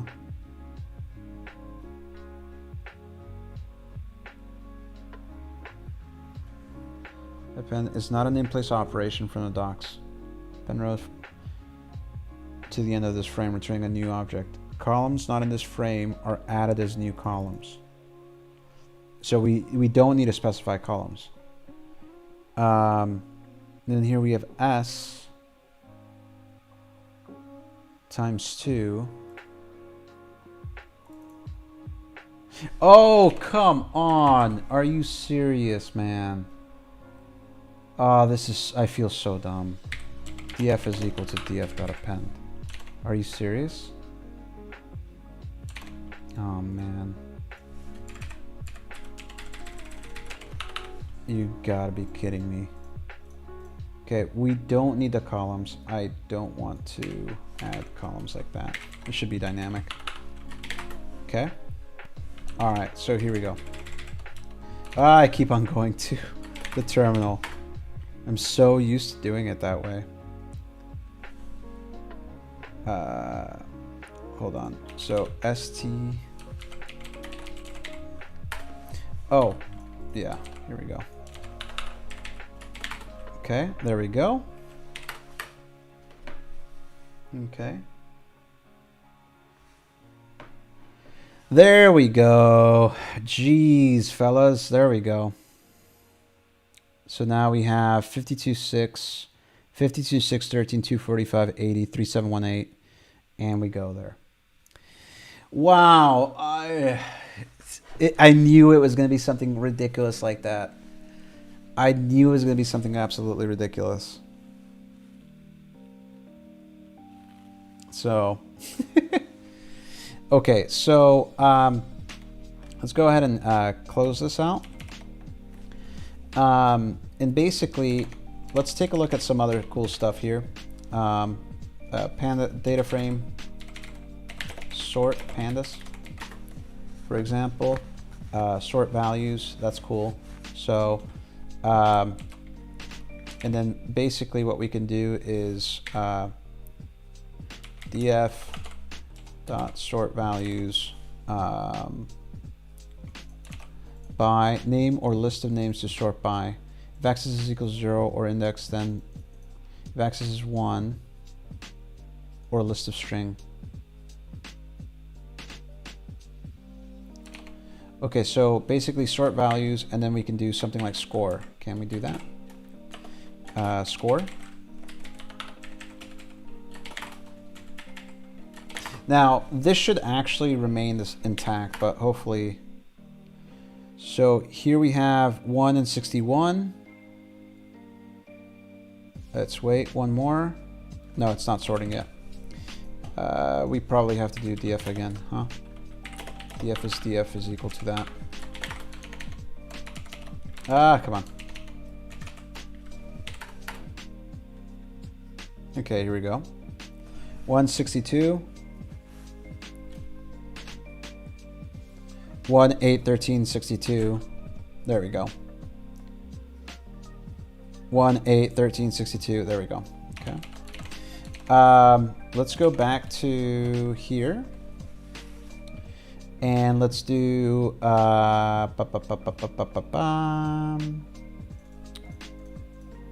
quick sort in place ascending. So ascending will be true unless if we do the other thing, ascending false. So let's go ahead and add ascending. Ascending is equal to false.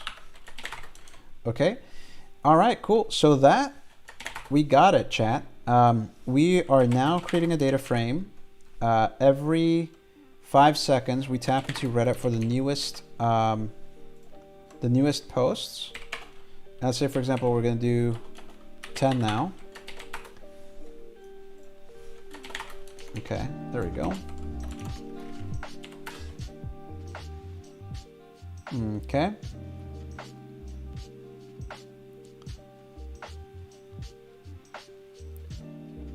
So there we go, from top to bottom. Top to bottom. Top to bottom.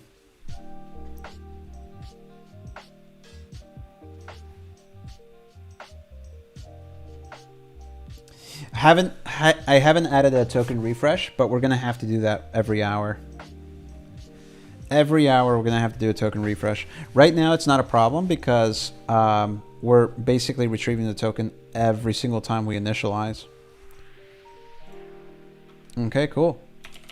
All right, up next, for immediate reward and satisfaction. So that way we can see some visual effects.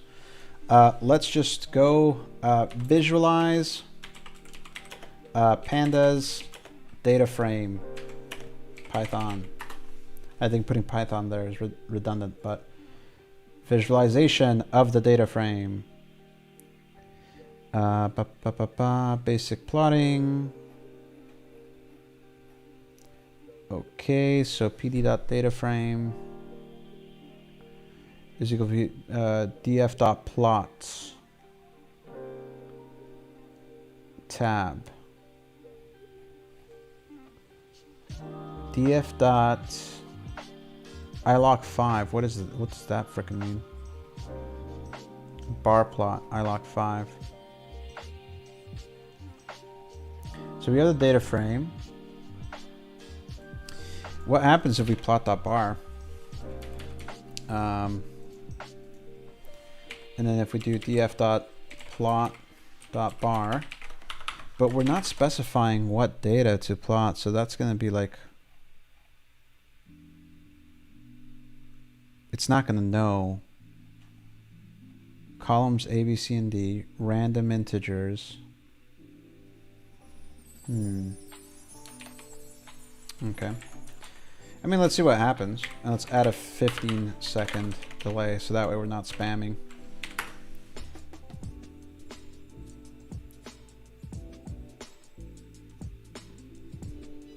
Come on, Python, you can do it. Open up my visualization. Come on. You can do it. Oh, no. Oh no, come on. It's not opening. What the heck? Ha. It didn't open. Shoot. Can I not do this? Maybe I do return df plot bar instead. Let's see.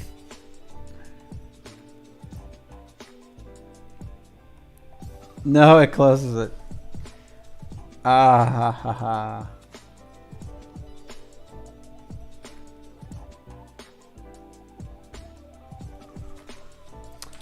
Man, I wanted to plot this. Okay, so that's gonna be a fundamental problem. So because what it needs to do is it needs to output the visualization for us, and then we need to close it, and then the program can return to doing it. And that's the problem. I don't think it's gonna allow us to do this. Darn it!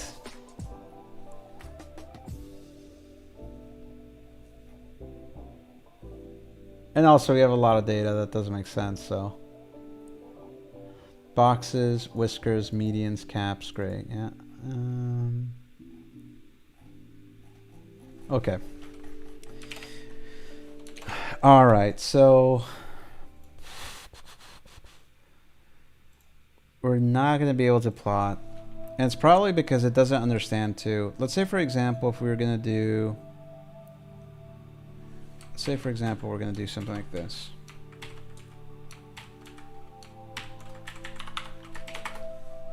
Let's go ahead and try this out. It could be that it's getting confused with all the other variables.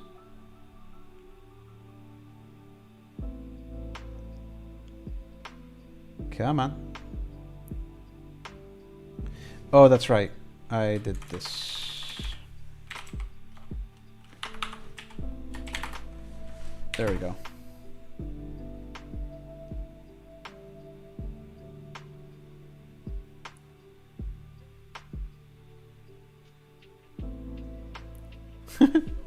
Keeps on going. Oh boy.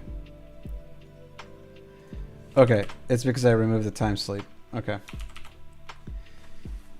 All right, so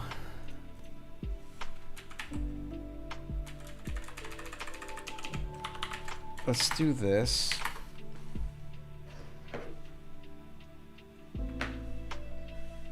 So is it not opening? Like, what's going on? Like, what happens if I have Python open already? Python. Yeah. What if I already have Python open?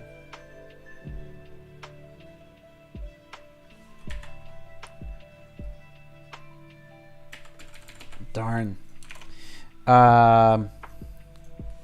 Plot pandas data frame in command line. Pandas plotting in Windows terminal. Okay, here we go. Kind line.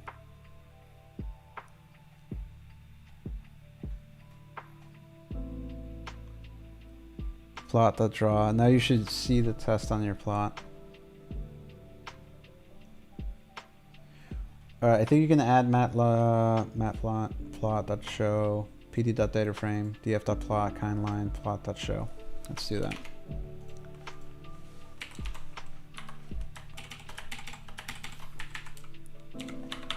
So kindline.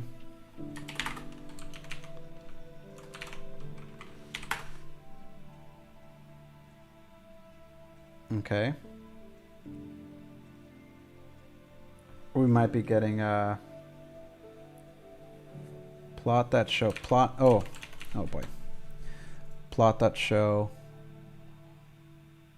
There we go.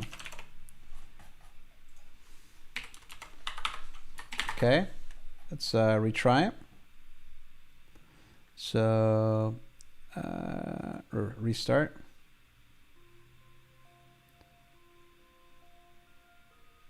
There we go. That works.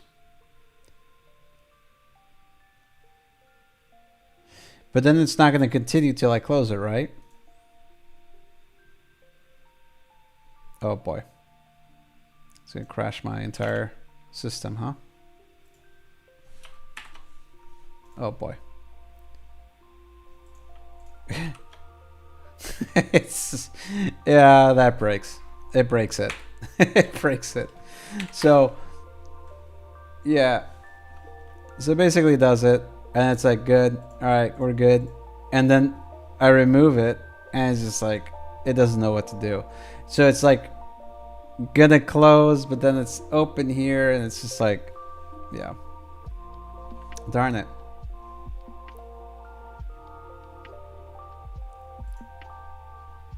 Okay, well. All right. Okay, so at least we can plot it using matplotlib. So that's something we can do later. We have the data frame. We have time sleep there. We can do this. What we can do now is basically, oh yeah, it's literally just showing the score of the posts. But essentially what we can do now is df.plot. Okay, so this is great for the data frame addition.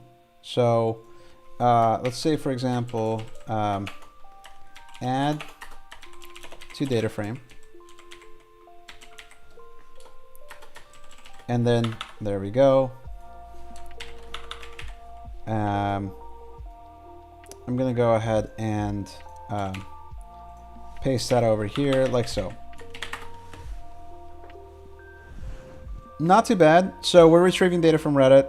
We're cycling through the posts. We have the recurring now. So every 15 seconds, we're retrieving the latest post from Reddit, from the subreddit, and then adding them to the data frame. Once we have the data frame, we can plot it in a bar chart of sorts.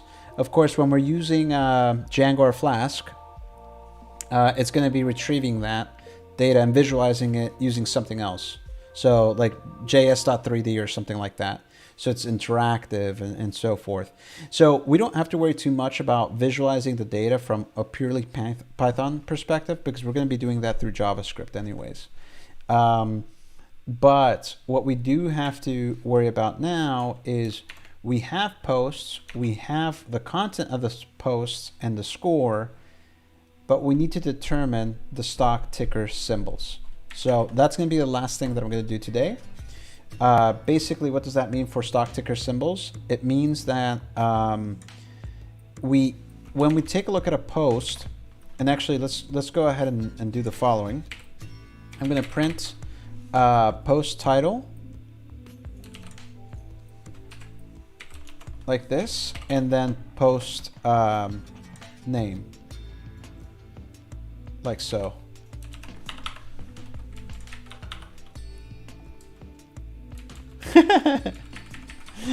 Unfortunately, it just wouldn't happen. I would just sit here. Unfortunately, I would say those are better reserved for for the other. Okay, just got here. What is he doing? Alex, I'm basically doing a sentiment analysis kind of web application for the Wall Street Bets subreddit.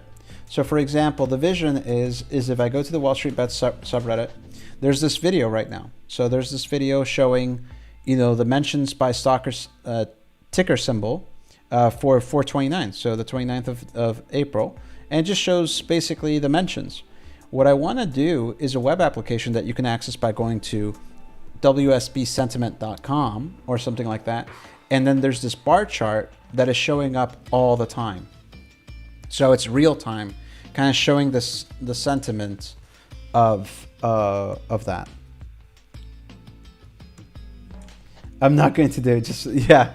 I would literally be like, yeah. Okay. All right. So, the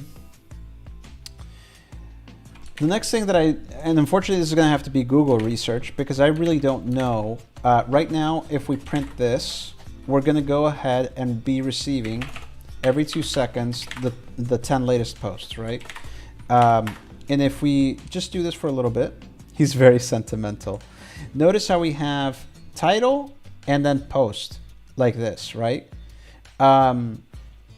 Now, the thing is, how the heck am I going to retrieve earnings from... So, look, if we go back up here, notice how it says earnings from GNW here, or MNMD. You know, how do we extract stock ticker symbols from a string? That in itself is a separate algorithm. I am hoping there is a library or someone who's already done this. Like maybe extract all of the symbols from like the NASDAQ, S&P, and then compare against that string. But then brute forcing it, oh, well, we might have to just brute force it. Search for a string that contains that. So, okay, so find stalker symbols in string Python. Finding the symbols of companies in the body of text.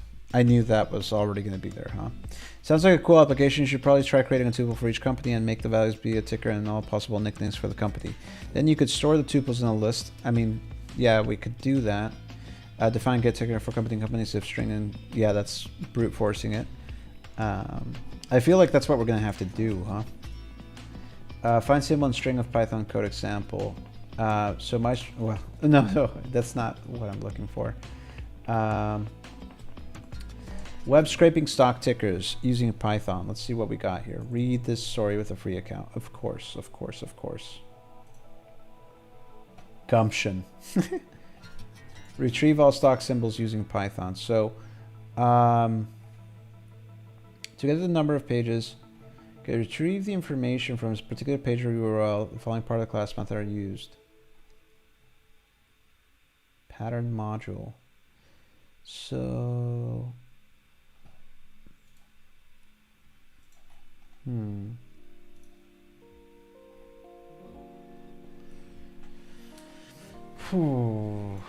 Oh, YouTube video, okay. So right at the same time we switched to Sonic, we also cut the cable Let's cord, go ahead and, which for me seemed like a big deal at the time, but stop turns the out it's music very for a easy. second. You just watch what you want, when you want. It's Sponsored. Hello everyone and welcome to this video on the Python programming language. So in this video I will show you how to scrape a website to get some data. Now if you are new to this channel, then go ahead. Well, and hopefully there are no errors. And beautiful ticker, soup. and I will also set that equal to an empty list, and I'm going to go ahead and run this cell.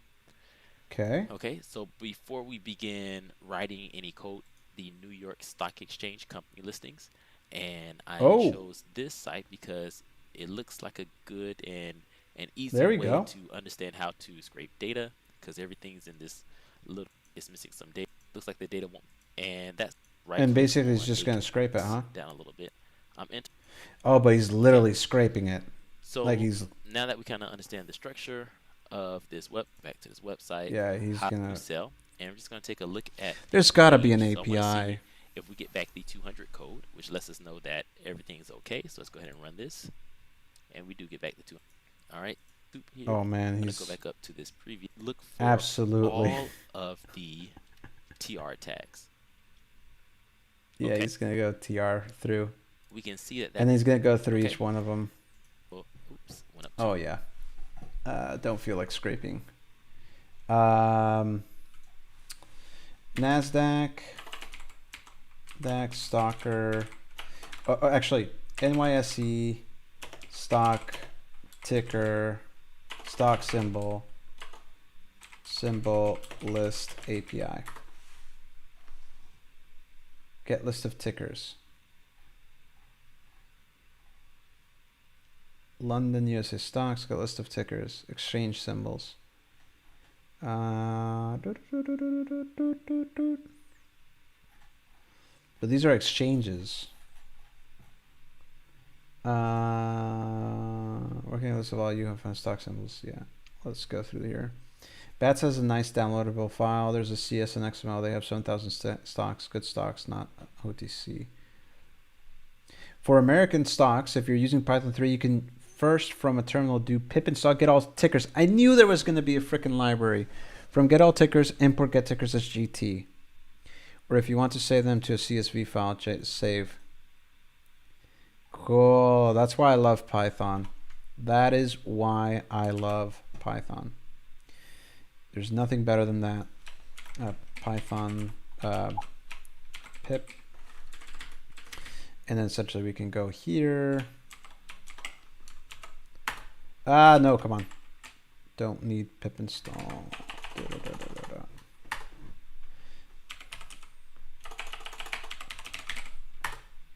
Okay. Boom. Okay, so then we can do GT, list of all tickers, easy peasy, lemon squeezy. Okay. List of all tickers, and then basically what we can do here is we can go here, raise or print. This is going to be a massive list, by the way. List of tickers like so. And let's take a look.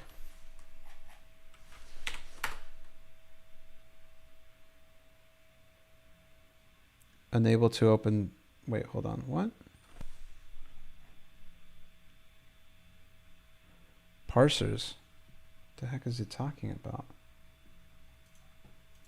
Error tokenizing data. Hold on. What is going on here? List of tickers. Yeah, actually put it here. Print list of tickers. Like that. Go back to this. Fart, thanks for the painting stream contribution. Okay, so there we go. Alrighty then. Wait, hold on. So what's going on here? It seems like the library has issues.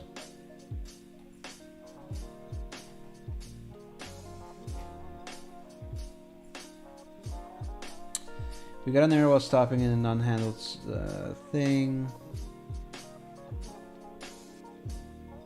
Threading. Initialized. Unable to resolve non-existing file. Wait, hold on. What the heck does this do? List of tickers is get tickers.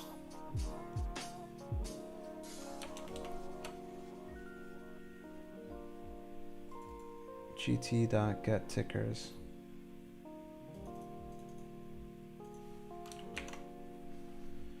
You can get a list of tickets for free using FinHub's API. You need to request a free API key. Maybe we just do it this way. And you said like they wouldn't turn out as I'm hoping, but I'm holding on to my hope of a painting of Ducky Director from Control. Nice. Okay, so I think this might be better. What's MIC? Filter by MIC code. Filter by currency. Okay. Do I need...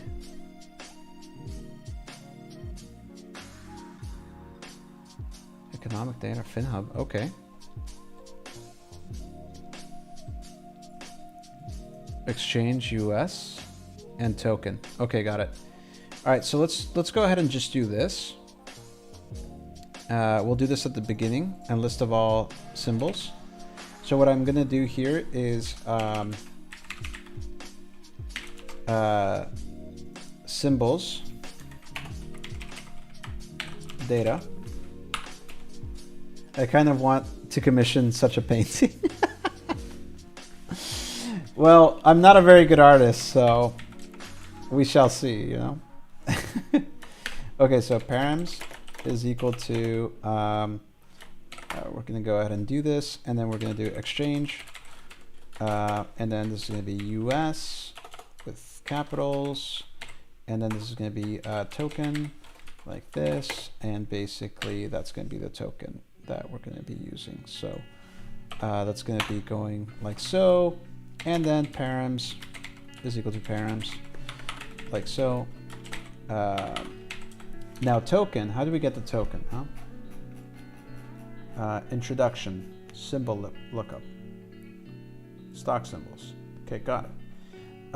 Introduction, authentication, token. On top of the plans, there's 30 API calls per second limit. Okay, cool. That's not bad. I'll get request require token parameter in the URL or a header API key token. Let's go to dashboard. And here we're gonna go ahead and sign up. Gotta run the kids' bedtime routine. No worries, Fart. See you later. No clue what might cost. It's pretty low because my art is pretty bad. All right, so here, Jose at GFP Solutions. And then here we're just gonna generate, oh, that's gonna show it. So we're definitely not gonna do it this way. Okay, 1 second. I'm gonna go ahead and move this over here. And then fill that, sign up, add for sure. Sign up. Awesome. And then here we have the token. Easy peasy lemon squeezy. Okay. Cool. So what I'm going to go ahead and do is add the credentials piece to this as well. So I'm going to go ahead and off camera do the FinHub token. So I'm going to go here, FinHub token, and add this token. So that way we can use that later. FinHub token. All right. Okay. I gotta go see if the kids are sleeping yet too. No worries, Red Money. Check on the kids. Okay, so let's go here. And basically what I want to do is, this is what, 4, 5? And go ahead and paste this over here. Like so. And then here the token, I'm going to do cred dictionary and then FinHub token. FinHub token.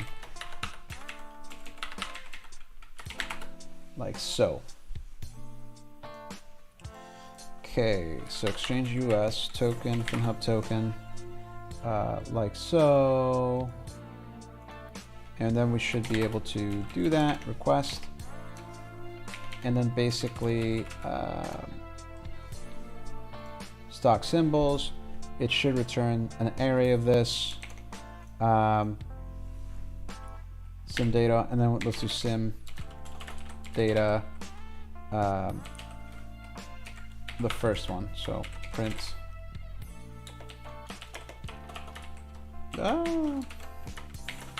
Let's do this dot JSON. Like that. Okay. Let's take a look if that works. Actually, I'm going to do raise warning. And then say works. Works. Wax. Okay. It seems like this thing doesn't work. So let's go ahead and remove the get ticker thing.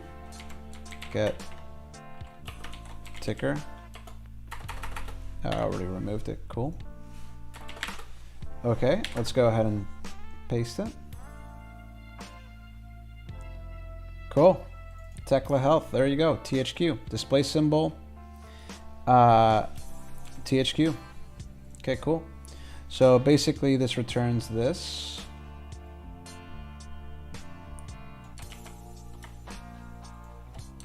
Okay, so basically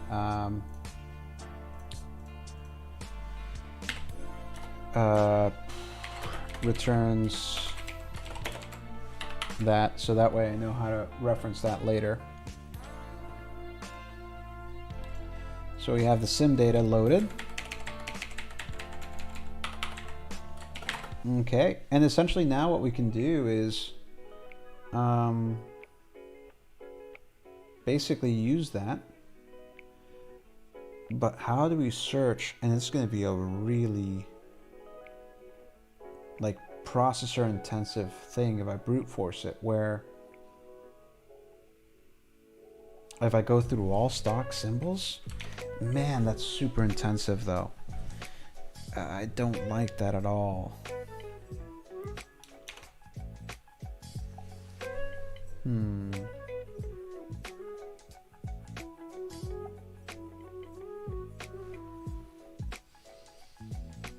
Okay, let's go ahead and do symbols only is equal to so L, this is going to be symbol for L in sim data.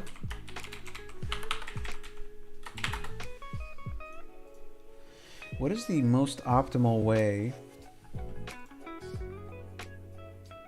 I'm trying to see what is the most optimal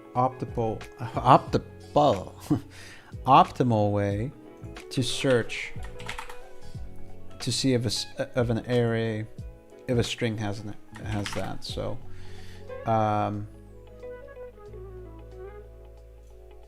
So let's try this. I know we're doing it small. This is not scalable, but let's at least do kind of like a brute force implementation for now. Okay, so we have symbol array here, and then essentially what we want to do is, man, this is gonna be tough because literally every word, I don't want the to be searched through all of them, you know. Because, okay, let me show you the kind of the brute force implementation and then we'll see. All right, so basically what I'm going to go ahead and do here is string to search, and I'm going to concatenate %s space %s and then percent, basically use this guy here, right? And then basically string to search. And what I'm going to do is string to search dot split, and then split the spaces. So now we have an array of strings there that we have. And then for string to search, it's always going to be less on the others. So for string to search,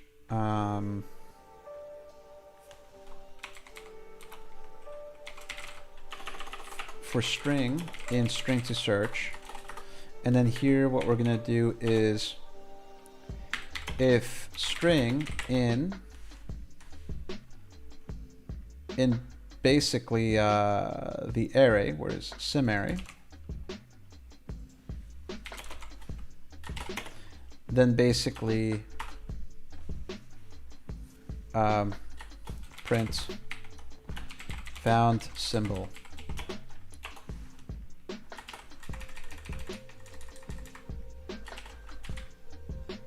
And then here, %s, %string, like that. Okay. Now this is a very ugly implementation because it's going to be using up a lot of resources, iterating back and forth and back and forth and back and forth and back and forth and back and forth and back and forth. Now the time. Wait, what? In sim array. Did I not define sim array? Aha! I apparently did not. Self dot. Self dot. And then here. Self dot. There we go. All right.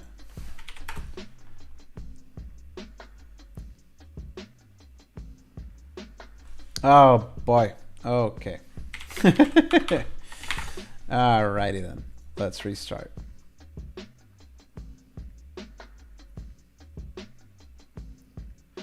Found symbol. No, don't tell me that. Frickin' A. C.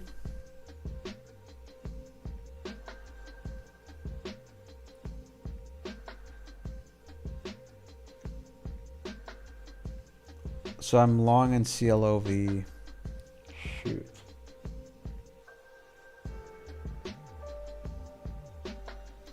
Do stalker symbols have to be 4 characters? No, right? Do stock symbols need to be 4 characters? I really don't know. Companies trading on the NYC typically have 3 or fewer letters, although they can have 4 representing the stock symbol. Nasdaq firms generally have 4 or 5 letters. 4 or 5 letters. So, so we can go up to 5. So one way to kind of save resources is by going here. If len of string, right, is greater than 5, then continue. That's one way to do it. But the problem is now it's finding everything. Found symbol W. So here, MYOLOT. Okay, so why? Okay, this is not... Oh, string to search. String split. Come on. I'm making simple mistakes. I guess I'm tired. There we go. Oh boy. Making... Okay, there we go. Let's go for it.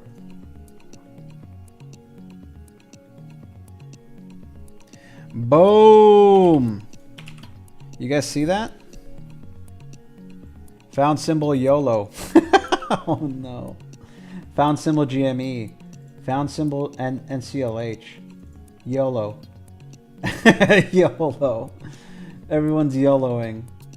Found symbol TLYRY. Found symbol out.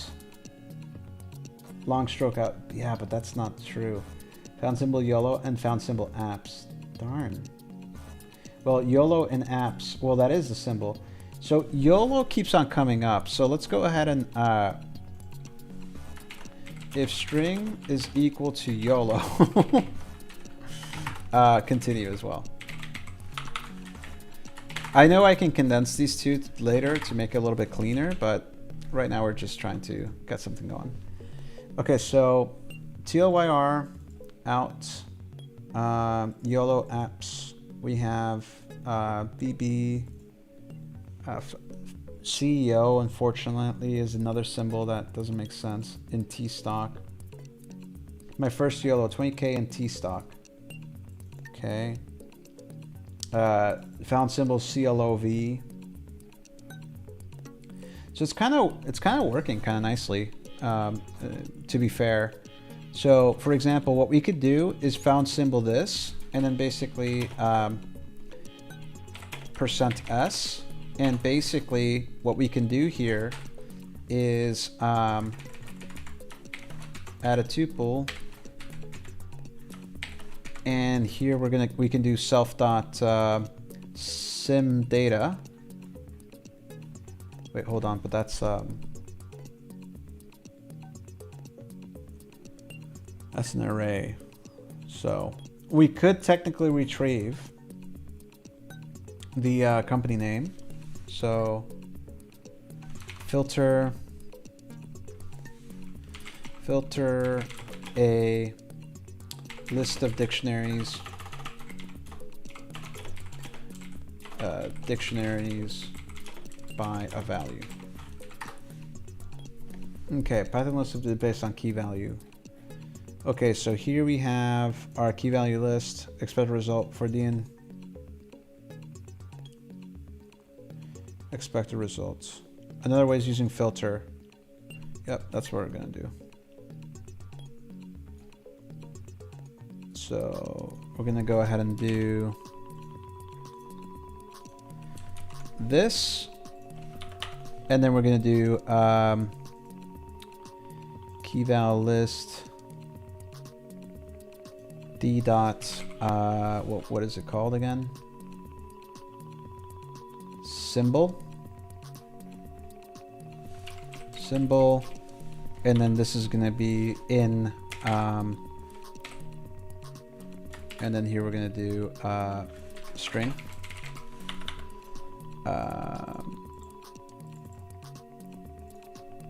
Wait, hold on, what? Oh yeah, we have the string, list filter, lambda d symbol in string, and the example set is self dot sim data. Okay, there we go. That's not very pretty, but whatever. It is what it is. Okay, let's go. Initialized.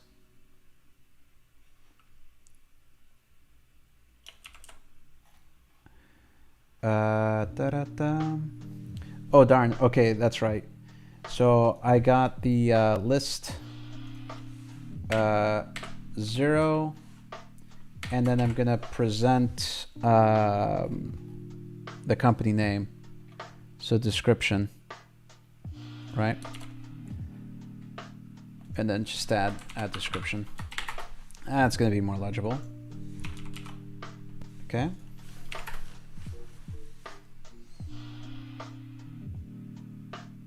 And we might be timed out. Okay, there we go. Boom. So check it out, fellers. So now found symbol T, AT&T, CLOV, Clover Health, CDC, Victory Shares, XLE, Energy Select Sector, NOK, which is Nokia, BlackBerry.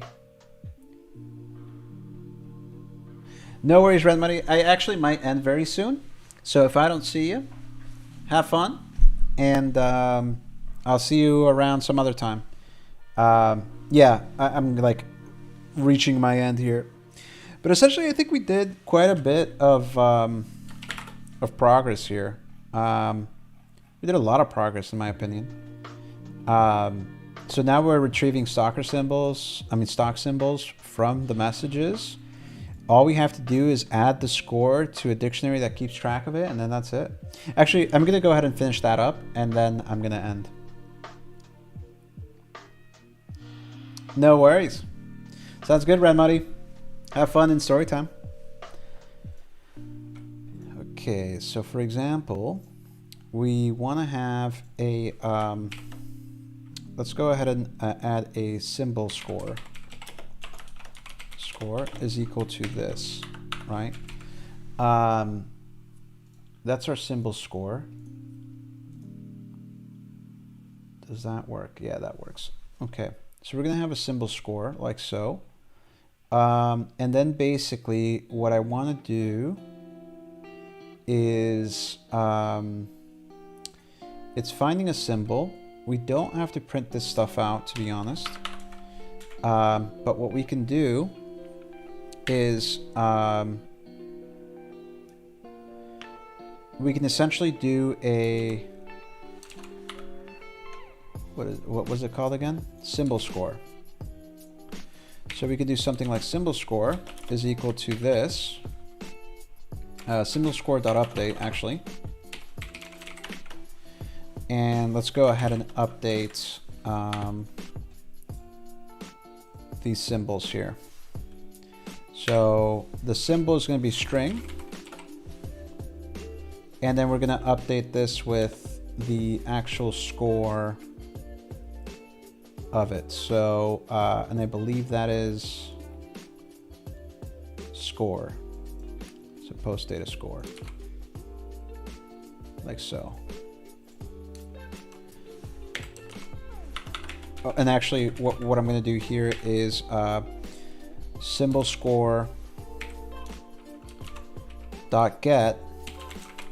So we're retrieving from the dictionary the string, and if it doesn't return anything, which means it doesn't exist, we're returning 0. And then this is going to be the past score,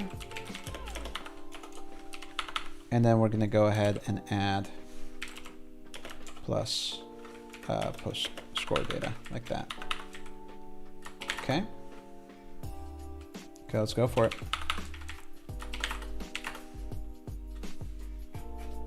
Okay, here we go.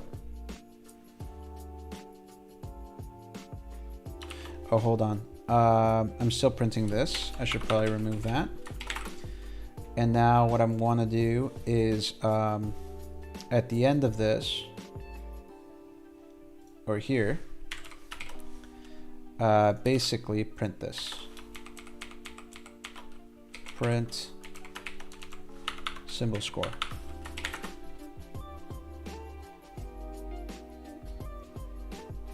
Would that work? Or maybe...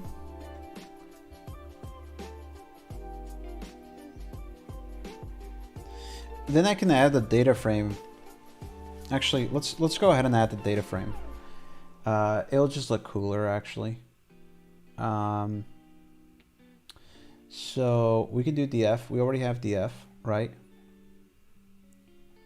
And maybe what we can do is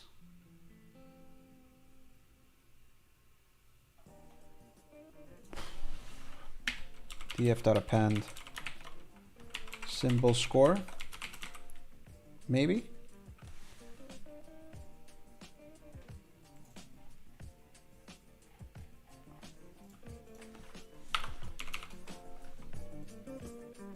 And then do something like df is equal to df.append ignore index.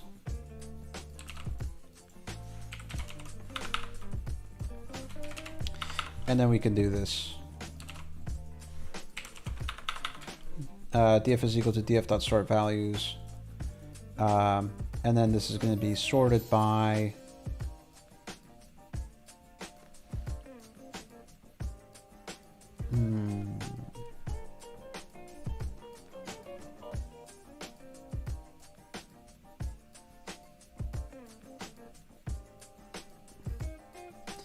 this is not going to work as I expected. All right, let's not make it complex for now. Let's just print symbol score. There we go. We'll just do this for now.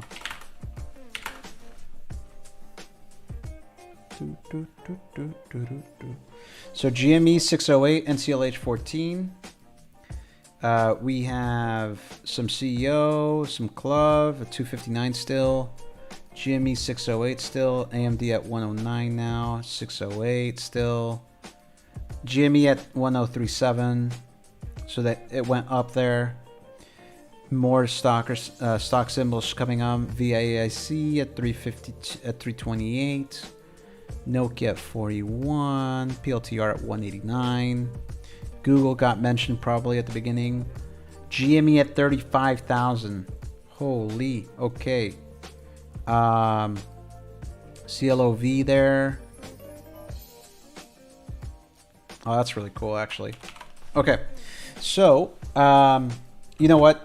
After seeing that data, I kind of want to do it anyways. So let's do the data frame stuff. Basically, what we want to do is obtain a value from a data frame.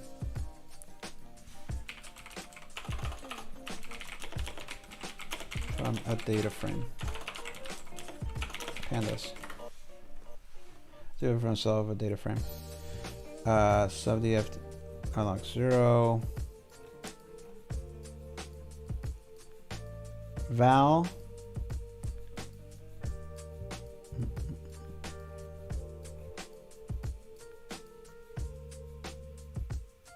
We're getting a value explicitly equipped to deprecated.get value. Because basically what we can do, right, is something along these lines. Where we do df is equal to df.append, and then essentially we can do something like symbol. Hey, Star Platinum Sass, how are you? String. And then this is score is to the post data score here.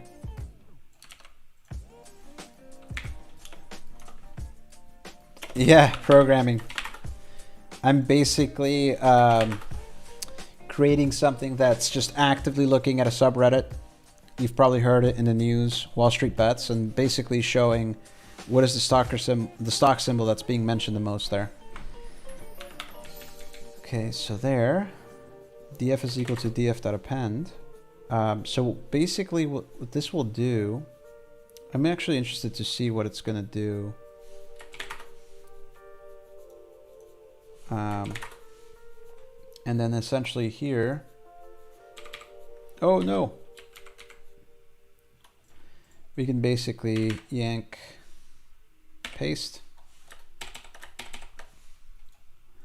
by score, and then here we can add index, ignore index is equal to true. So,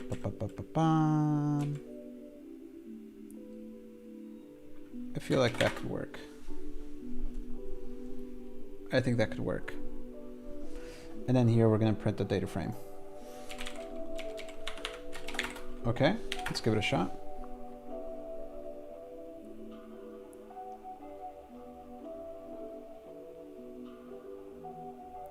GME 657. GME 657. GME still 657. GME still 657. Ah, it's not working, you see? It's actually just adding to it.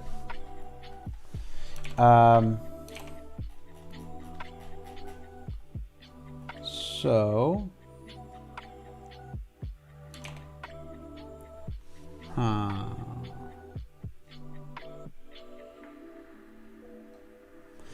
So,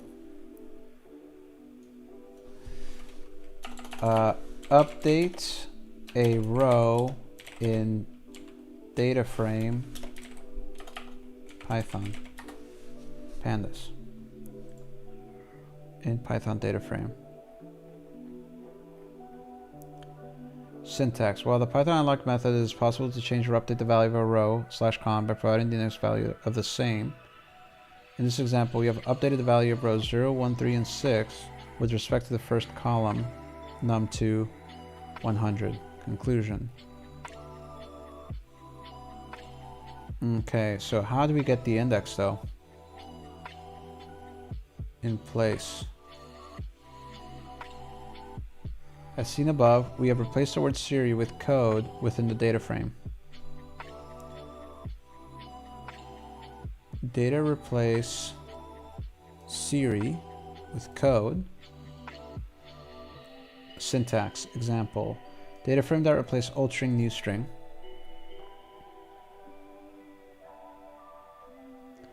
So we can update or change the value. That could be something special. Here, we have the value of the rows from index 0 to 2 with respect to columns num and name respectively. 100 Python. In this example, we have provided an at function with index 6 of the data frame. Thus, the value of the column name at row index 6 gets updated.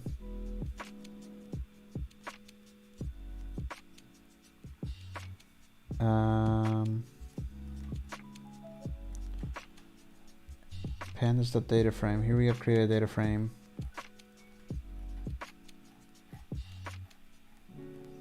So Python at.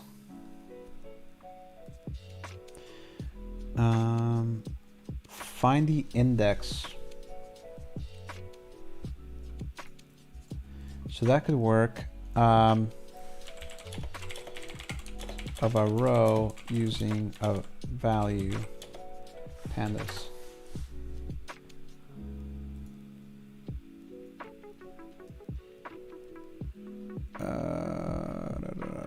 Index.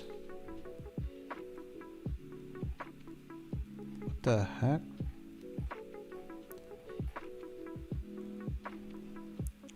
So it can be done using numpy where function.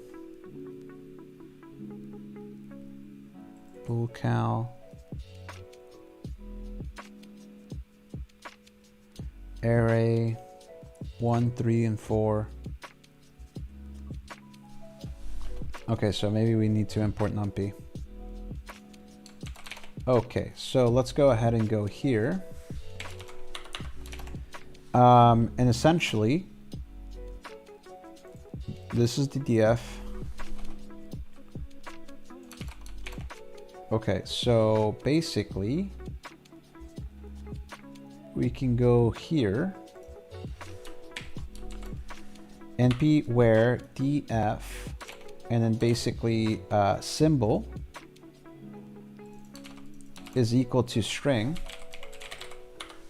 and this returns an array. So df symbol array is equal. And then raise warning div symbol array, like so. Okay, and I just want to see what that is. It should be an array, just like it says in the documentation, but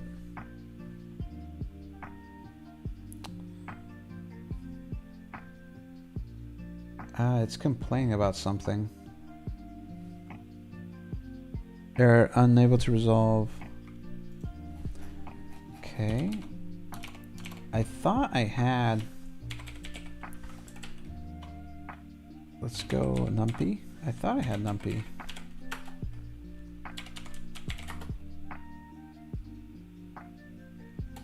I do already have numpy. NP where df symbol is equal to string.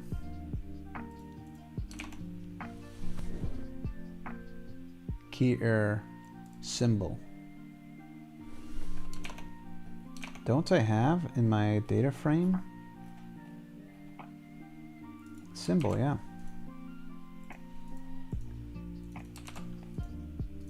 Okay. Star Platinum Sauce. I actually do this for both. It is my work, but doing this is not work. Like what I'm doing right now is not work. Programming is Python for fun. I actually do it for fun. Star Platinum Sass.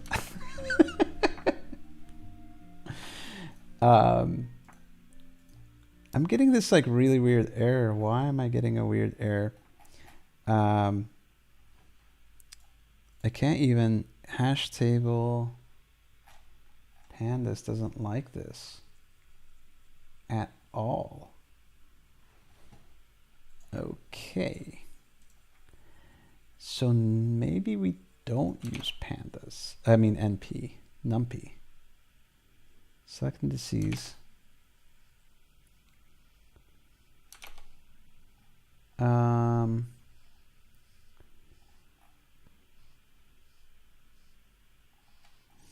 df boolcow.lock.index. If you want to use your data frame object only once, use this. Okay. Maybe this will do the trick. Let's try that. So this is going to be symbol location where x is equal to string, and when I say x, symbol is equal to string, right? That's the lambda that we're, and then dot index, and then basically this is going to be, let's say this is something like that, and let's go ahead and retry. All right, here. What is going on? Am I getting confused by the frickin'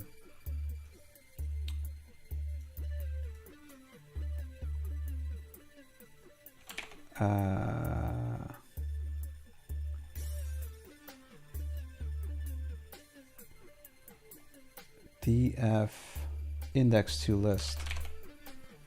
Am I getting confused by this? Print. Okay, I think I already have that. Let's restart. I taught elementary school girls how to use Raspberry Pi for a summer camp project years ago, and that's the most programming I've ever done. No worries. I mean, that's more than most people have done, to be honest. Okay, so this is kind of like interesting. Why is it giving me these issues? Oh, come on. I know why this is giving us issues. The reason why it's giving us issues is because, darn, it's because it doesn't exist yet. So that's the problem. So try, right? And then accept, exception as E, and then we can go ahead and do this stuff like that, like so, and then print here found, or actually I'm just going to print this, and then here print not found,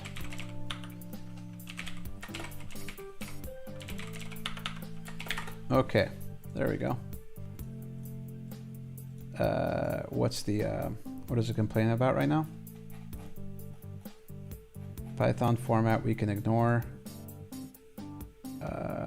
Line too long, except, oh, never used, yeah. Yeah, we don't need to do that. Okay. All right, here we go. Oh, that's cool. I don't think I have to teach my little girl how to use a Pi. If anything, I'll have to add some rules to the firewall for it in a few years. Okay, so we have not found, and now we have 792, 792, 792. Okay, that's interesting. Why is that happening there?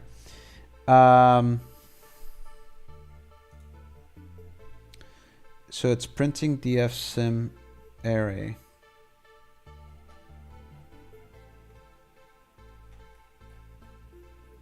So it says not found. Okay, let's not print the data frame.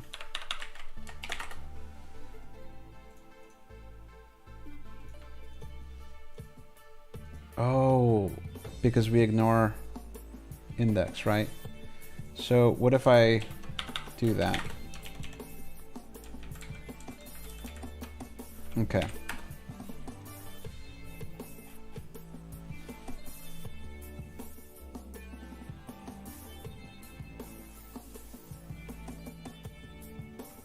Or if series has a name. Let's do name. Name. Let's do that. Can we get away with that? I think we can.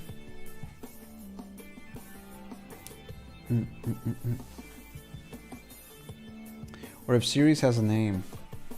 Darn.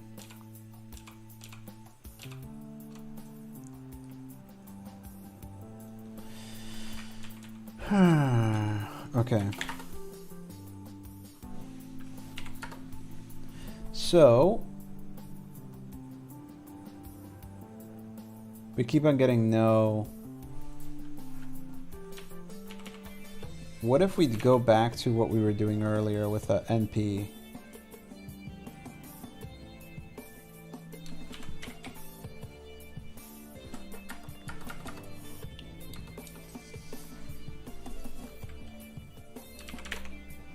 I'm going to go ahead and add this like so.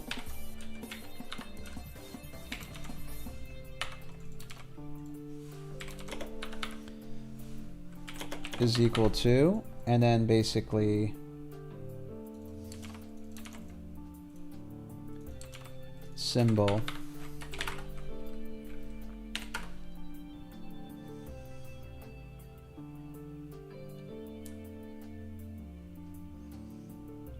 Yeah, it doesn't. And it adds array 0.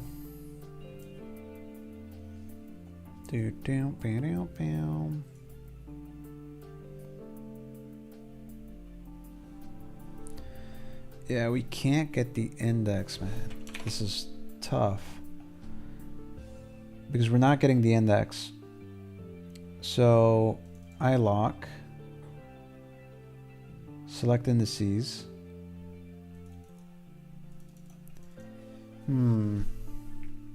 Hey, Nibarok, how you doing?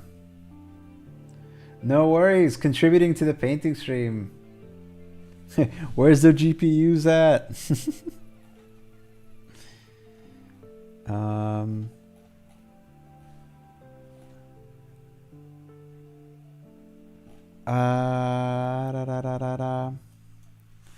Update a row without index. Pandas. How to update values in specific row. Lock df.file name is equal to da.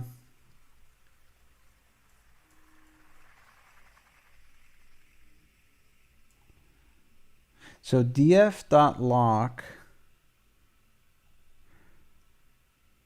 Updates using the index. When an update command does not update anything, check both left hand side and right hand side. If you don't update the indices to follow the index and the identification logic. Shoot. Okay, so if we do set index, file name, in place true, update df2, m13 none, in place. I gotta head out for the night, but it's pretty cool. Have a great day. Absolutely. Start Platinum Sass. I'll see you around. For sure, for sure. Okay, so maybe that's what I gotta do here, where I want to add this, the set index in place symbol. Okay, and then essentially here we go back to our non-numpy way of doing things, and then if we do this, can this work? Hopefully it does. Not found. Not found. Not found. Okay.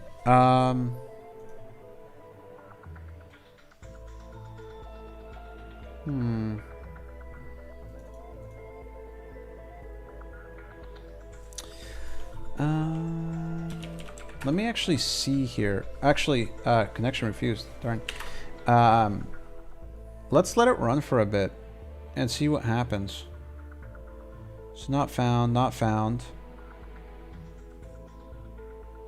Not found. Not found. Will we see GME again? You know? And it doesn't look like it. Oh, shoot. Okay. Doesn't look like it. Uh-oh. Okay. Kids in bed. Woo!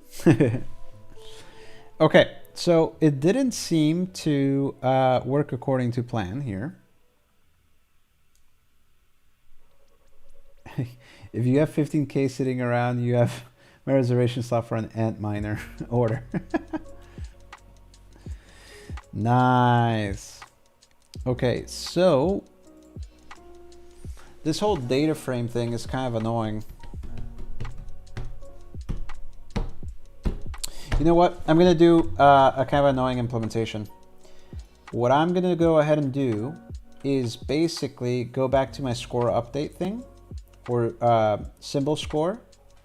And basically what we're going to go ahead and do is we're going to go ahead and comment this part out. And we're going to go ahead and do this stuff right here. Good old-fashioned, old school, just 2 lines. So now we have symbol score. And basically symbol score will be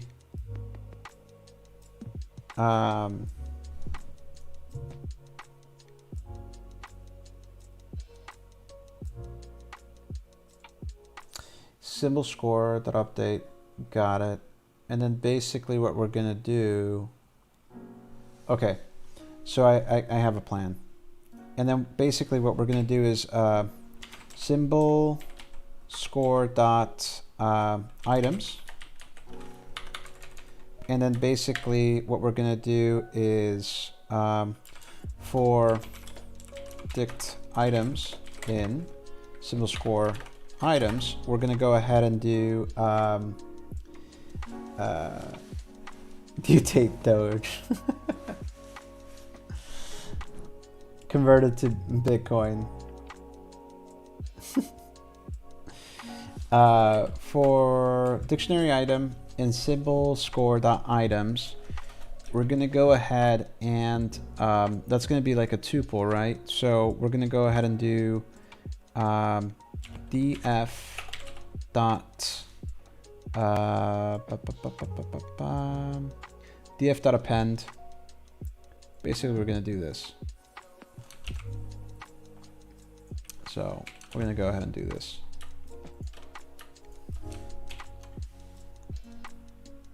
And then we're going to go ahead and do this. So df is equal to df.append. And we're going to go ahead and append symbol is going to be dict item 1 or 0. And then this is going to be dict item 1. And then ignore index, symbol, and then score, ascending. Okay. A very sloppy implementation, but at least it will get whatever we want to get done. How much of a nerd is this Peep?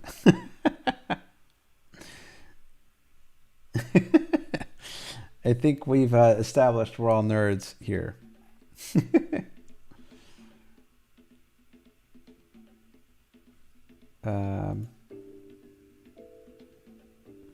What's going on? Oh, darn. Wait, hold on. What? What's going on here?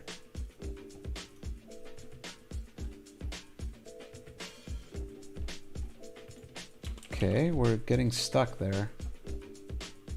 Error handling. What happened? Python 3 bot.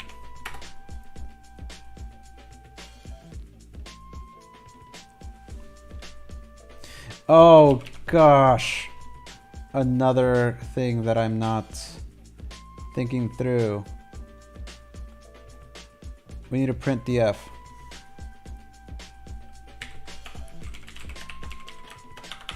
There we go. Okay.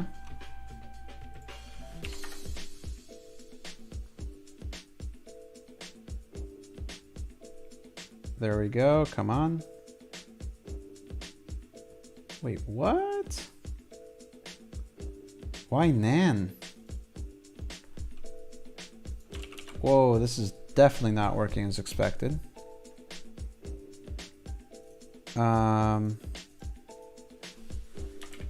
Print.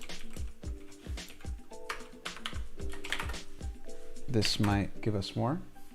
I'm guessing 90th is my 51st. GME.